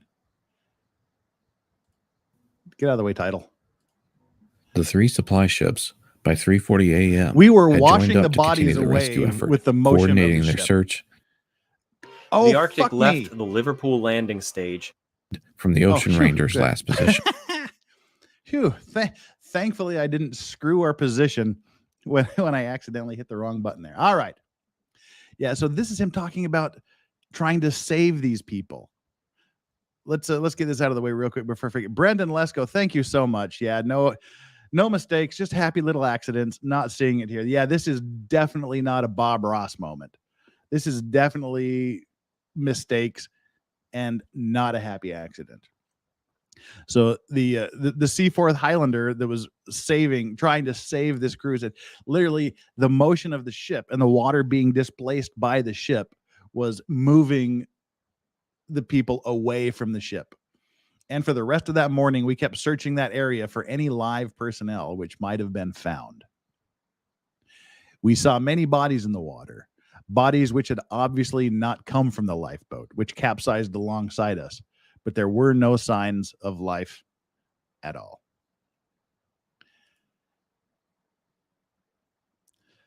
Nancy Joe, Mrs. X, sorry if I pronounced that incorrectly. Thank you so much for the super chat. This is so interesting and sad. Great job. Did you watch the movie Deepwater Horizon? If so, how accurate is the movie to actual events? I haven't seen that yet. I've seen bits and pieces of it, but from what I hear, parts of it are fairly accurate, and it took place in the same geographical area as this accident did. Yeah, where the movie Deepwater Horizon took place, that is this area where this oil rig went down. It's known for having ridiculously bad seas. And Shizzy Wisnut, thank you for yours. Imagine how a comp that supplies vaccine report. How a company that supplies vaccines report? Whatever. Thank you so much for the super chat. Yeah. Let's see. Back to the video here. This sucks. Developed 348 are still aboard to be rescued. The 3 supply ships, by 3:40 a.m., had joined up to continue the rescue effort, coordinating their search, developing drift plots, and concentrating downwind from the Ocean Ranger's last position. When they say they were developing drift plots, that's literally what they did back. I mean, it's probably all computerized now, but in the 80s, you would take a map of that geographical area and say, okay, this is where the accident happened. The winds, you calculate the winds, you calculate the tides, you calculate the currents, and you sort of plot where the people and bodies may have drifted. And then you search that drift area to see if you can find survivors. However, recovering any victims they encountered in the water was proving nearly impossible in the current conditions. The first RCC rescue-capable helicopter wouldn't be able to take off until 4:15 a.m., and oil company helicopters arrived on scene at 4:35 a.m., but were not rescue-capable, attempting to aid the supply ships only as extra eyes. However, with the storm raging and ceilings as low as 300 to 600 feet, comprised of mixed rain and snow, the helicopters attempted to search, but visibility was near zero. Apparently, I need to make a retraction. Deepwater Horizon was Gulf of Mexico off of Louisiana. There was another major incident that was made into a movie that happened in this Grand Banks area. I was confusing it with that, and I can't. If it wasn't the Deepwater Horizon, it was something else that I just can't remember. There was another disaster movie involving the ocean that took place in the Grand Banks area. I'll have to try to remember what it was. Perfect Storm. Yes. Okay. That's right. My bad. That was Perfect Storm. Got it. All right. Yeah. All right. Sorry about the confusion there. I can admit when I'm wrong, because I'm wrong quite a bit.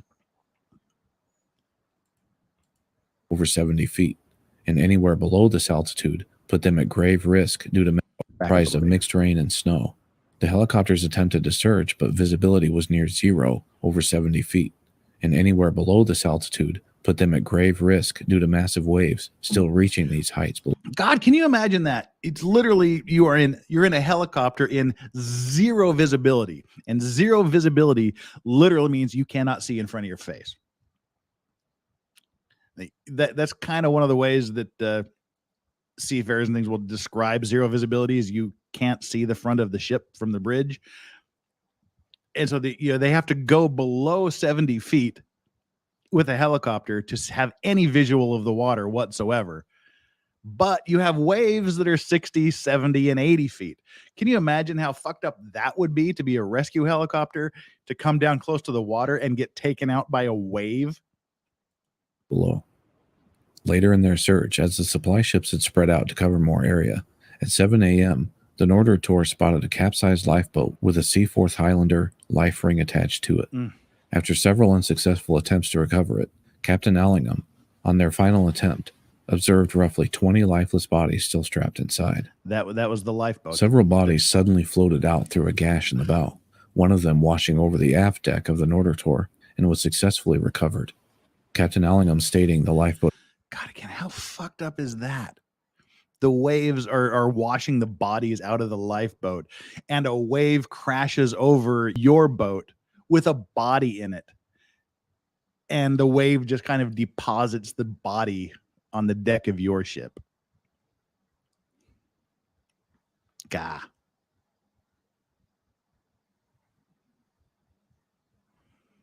Brandon Lesko, thank you so much for the super chat. Number 4 most super chats in South Korea on Friday. I will admit I didn't know I could check such statistics. I just want to know. You guys were super generous last Friday. I just want to know who number 1, 2, and 3 are. But I did not know that I could check that. Cool. Stats. Legal Vices, please, says Kitty Cat, please do a video about Seacorp Power that went down about a year ago. Again, I will try to remember that. You've got my email address. Email me. to give me a reminder. thelegalvices@gmail.com. Please, please, please give me the reminder. I will do that. Xcomer, as I said, I'm just going to keep pronouncing this triple Z. Xcomer Z, thank you so much. Will you take a look at Scandinavian Star 1990, 159 dead, or Estonia? The Estonia, the Estonia is on the list already. Please, again, email me these things. We'll get back to it. Thank you so much, Xcomer, for that. Deeply, deeply appreciated. Let's get back to this. Again, just listen to this. The waves washed a body over the railing onto this other ship's deck. That's how they recovered it. Several bodies suddenly floated out through a gash in the bow. Hi, one Tori. of them washing over the aft deck of the Nordertor and was successfully recovered. Captain Allingham stating the lifeboat eventually disappeared into the waves and most likely sank. This would be the first of only 22 victims eventually recovered from the Ocean Ranger, with all 84 souls aboard lost. The rig, however, wasn't done taking lives. The Ocean Ranger sank inverted into 260 feet of water, crushing the oil derrick tower in the process. Keep in mind, the information of how these events transpired and all the details that unfolded was only pieced together after a years-long investigation by multiple agencies: Canada's Royal Commission, the NTSB, the U.S. Coast Guard, and the nearby areas in Newfoundland devastated, with Odeco and their legal team pushing back all along the way. On that same morning, Monday, February 15, 1982, the storm still raging, many search and rescue resources suddenly had to be diverted, as the Mechanique Terezov, a roll-on roll-off general cargo vessel of Soviet flag, was stricken in the nearby area by the same storm and sank at about 5 a.m. with 32 souls lost. With only 100 feet of clearance between the bottom of the pontoons and water's surface now, the sunken Ocean Ranger was considered a shipping hazard, and the decision was made to relocate it further out, deeper at sea. 2 divers prepping the pontoons to be floated with cutting and welding tools were killed in a sudden explosion, and a week later, 1 more diver was killed reportedly from an object mistakenly dropped at the surface above. Eventually, the platform would be floated, towed, and buried further out at sea successfully. This disaster was down to a number of factors, both large and small, like severe weather, breakdown in chain of command, the Ocean Ranger's flaws in design, like chain lockers, portholes, and other aspects of the ballast control room, lack of training and safety by oil rig owners and contractors, lack of specific regulation in an industry that was overtly taking advantage of inattentive governments, an industry-wide culture of being above the law, the list goes on. And many changes in safety, training, and methods would come about as a result of this monumental tragedy. A very poignant memorial was unveiled in the city of St. John's in July of 1985.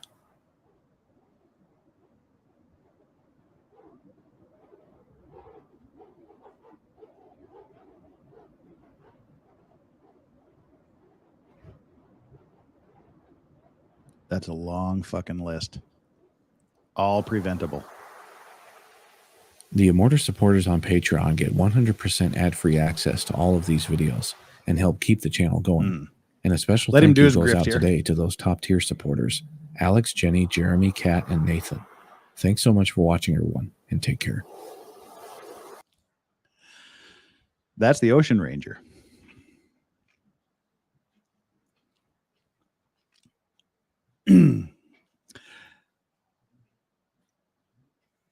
Not a lot to say again. These disasters, these shipping disasters, that's why they're disasters. They don't have happy endings. We already did that. Sorry again. Nancy, you got a twofer. Yeah, wow. And again, the takeaway from this, like the takeaway from a lot of these incidents, is human error, human hubris, money. If you watch the Edmund Fitzgerald, you would see. I mean, that is one of the that's one of the exceptions where it was just a shitty situation. It was just a bad situation, and everybody did the absolute best they could to keep the Edmund Fitzgerald alive. But this, the bridge collision we did several weeks ago, they're human error. They're all avoidable if you follow procedures, if you do things correctly. It's just like having qualified people that know how to do their jobs, to not have this culture of let's and the thing, that's one thing that really pisses me off, is they were saying that the company was not forthcoming with this information. They had to have multiple agencies investigate for multiple years. And I said the company was pushing back the entire time. The company is trying to keep the details of their internal failings quiet.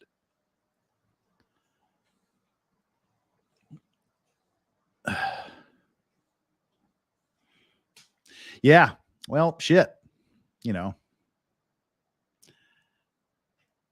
that's it.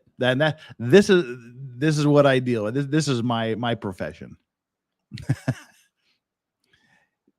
And you see that happen when you're talking to the people, and you know that you know what's going on. Vicky T says here that I was curious and I watched about the Saywell ferry. I cried a lot. There are no words.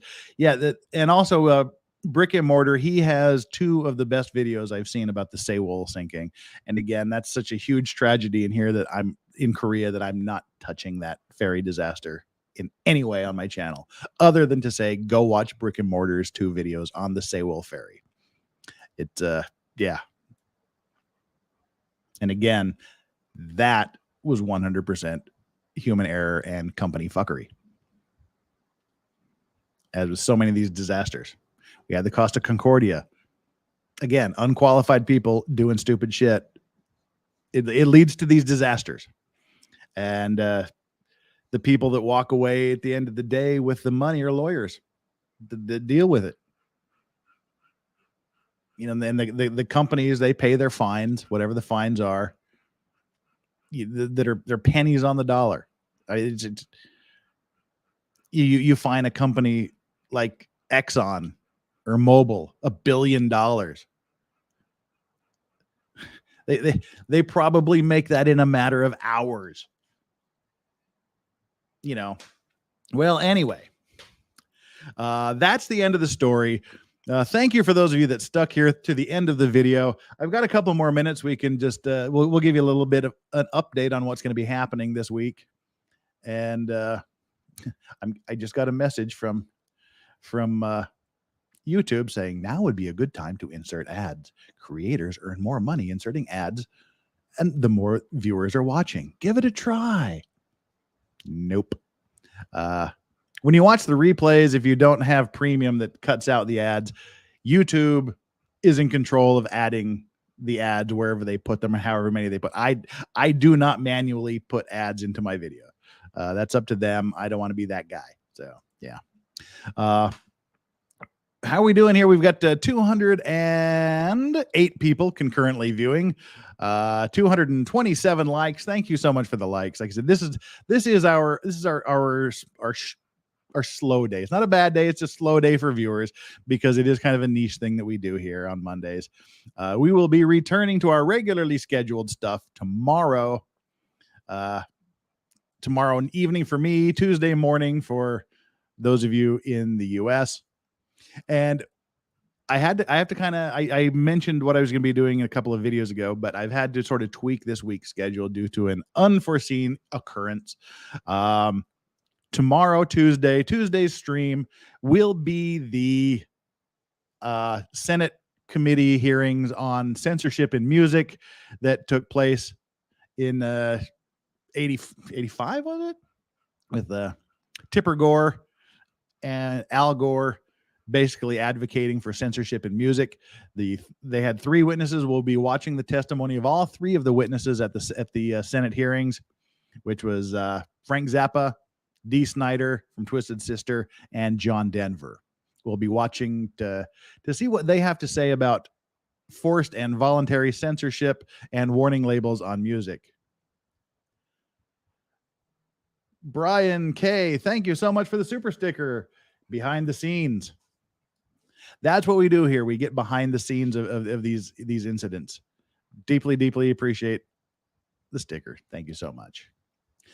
So tomorrow, Tuesday, we'll be doing the Senate hearings on censorship in music that took place way back in the day.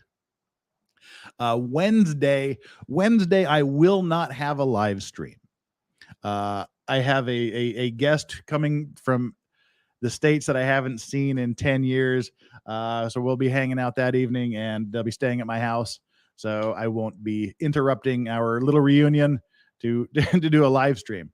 So what I'll be doing on Wednesday, if I have enough time between now and then, what I usually do when I have time, when I need to do filler, I'll be opening one of my bottles of whiskey that isn't opened, and I'll just be doing a random tasting of a good whiskey. I'm thinking that I'm going to be doing my Port Charlotte heavily peated whiskey from Bruichladdich. Great. I may be doing that for a tasting. So that Wednesday will just be a video, short, maybe 10-minute video of me doing the whiskey tasting. And something I've been thinking about, which I don't know if any of you would have any interest whatsoever, is doing a whiskey tasting stream. Which I don't know if I would want to do it as a stream or just a standalone video, or maybe both, but sort of how to taste whiskey, things like that, and then reviewing one or two whiskey. That's just kind of something that's going around in my head. But back to the schedule. Tuesday morning U.S., Tuesday night Korea time will be the Senate hearings on censorship in music. Wednesday will be probably a whiskey tasting video. Thursday, we'll be back to, we'll do another round of Johnny Depp and Amber Heard unsealed document comments. Friday will be Fair and Balanced will be on. Fair and Balanced will be on my stream, and we'll be doing more conspiracy, Bigfoot, UFO, paranormal stuff. And then next Monday will be the day that I've been waiting for forever. Let me make sure it is Monday. Yes, Monday morning U.S. time, the 22nd. Monday evening Korea time will be the legendary Drexel. Totally Drexcellent. Drex will be on my stream to do my personal first Drex stream. We'll be having some fun that night. Drex is not for everybody. Drex is incredibly red-pilled and based. We're in for a wild ride for the Drex stream. Again, it's not for everybody. If you don't know Drex, pop in. If he's not your thing, feel free to pull the ripcord and come back on the following day, on Tuesday. So yeah, there will be no Maritime Monday stream next week because I've cleared my schedule to make way for Drex. Drex gets priority over anything else that happens on this stream. So yeah, enjoy that. If that's your thing, we're going to be talking about manosphere issues. We're going to be talking about the based life, the unbreaded life. And it will probably be an intense conversation. If it's not your thing, come back on Tuesday. Please don't unsubscribe just because you don't like one day of one topic I talk about. We mix it up here a lot. We give our platforms. We have our discussions. We respect each other's opinions. You can have different opinions. You might not like everything I talk about every day. I probably wouldn't like some of the stuff you talk about every day, but you're still my friend, and I hope you're still my friend. And literally, I have to put out this warning for Drex. Drex is intense. I love the Drex. Drex is the mayor of MGTOWN, says Memento Mori. Yeah, we'll get into Drex. A week from Monday, put that on your calendar, Drex. Disclaimer. Diamonds and Henna, disclaimer, you won't like Drex. Oh, I think you'll like Drex. Drex is awesome, as Tori McGowan said. Rutro says 3, gird your loins, it's going to be a Drex stream. See, if you don't know Drex, this is the response that Drex gets, and he is not even here. So yeah. I'm sure we'll be hearing about the Baldo. It's already on the map to talk about the Get That Butt video. We'll find, if you've been seeing the Get That Butt meme or comments going around for a while, we'll be getting into the history of that particular meme. Alrighty then. That's enough about the Drex stream. Drex is coming up next Monday. Tarkina Meyer, whiskey and food pairing. We did one of those. It was a blast. Yeah, that's some good thing. You know, I'll definitely be having some food. As a matter of fact, I got to go shopping for food right now. It's a holiday here in Korea. It's Independence Day. So I've got the day off. I'm going to be enjoying my afternoon. Going to go shopping. Then I pack up and go hit the beach. Got the beach wear going. And I'll be enjoying my evening. So thank you so much for that super chat. And we got Magician Sapphire. Cool, Nick. Congratulations, Legal Vices. You're about to get your Drex cherry popped. Yeah, well, we've been talking and chatting, and can't wait. It's gonna be fun. Thank you so much for the super chat, Magician Sapphire. Steph, bring on the Drex at Legal Vices. Thank you again, Steph. Always appreciated. We are gonna bring on the Drex. Sunshinery, hey, sub mod, happy Korea Day, and finish cleaning sometime soon. How do you know I didn't? You can't. Okay. Yep. That's we mentioned that on the other stream I was on in the middle of my afternoon yesterday. I was like, I'm cleaning my house. Someone wanted me to come on their stream, and I'm like, clean the house or sit in front of a computer and talk to people. So yeah, I didn't get a lot of cleaning done. D-Ways, bye, Jeff. Enjoy. I will. So again, thank you, everybody. You guys are great. Come on back on Tuesday so we can do the Senate hearings. Love you, mods. Love you, chat. We are the best chat on earth. Hands down. Again, on your way out the door, please hit that like button if you haven't already done so. It would be deeply, deeply appreciated and make me a happy little camper. Hit the subscribe button if you haven't already done so. We're going to be hitting it hard for the foreseeable future. We're here. Come and join, and hit the notification button, and come back a little bit later and just drop a miscellaneous comment to engage with the creator, to make YouTube happy, make me happy. Thank you, guys. You guys are awesome. We'll see you on Tuesday. You guys make me laugh so much. All right, everybody. Take care. Until we meet again, as always, don't forget to enjoy your legal vices. I'm out.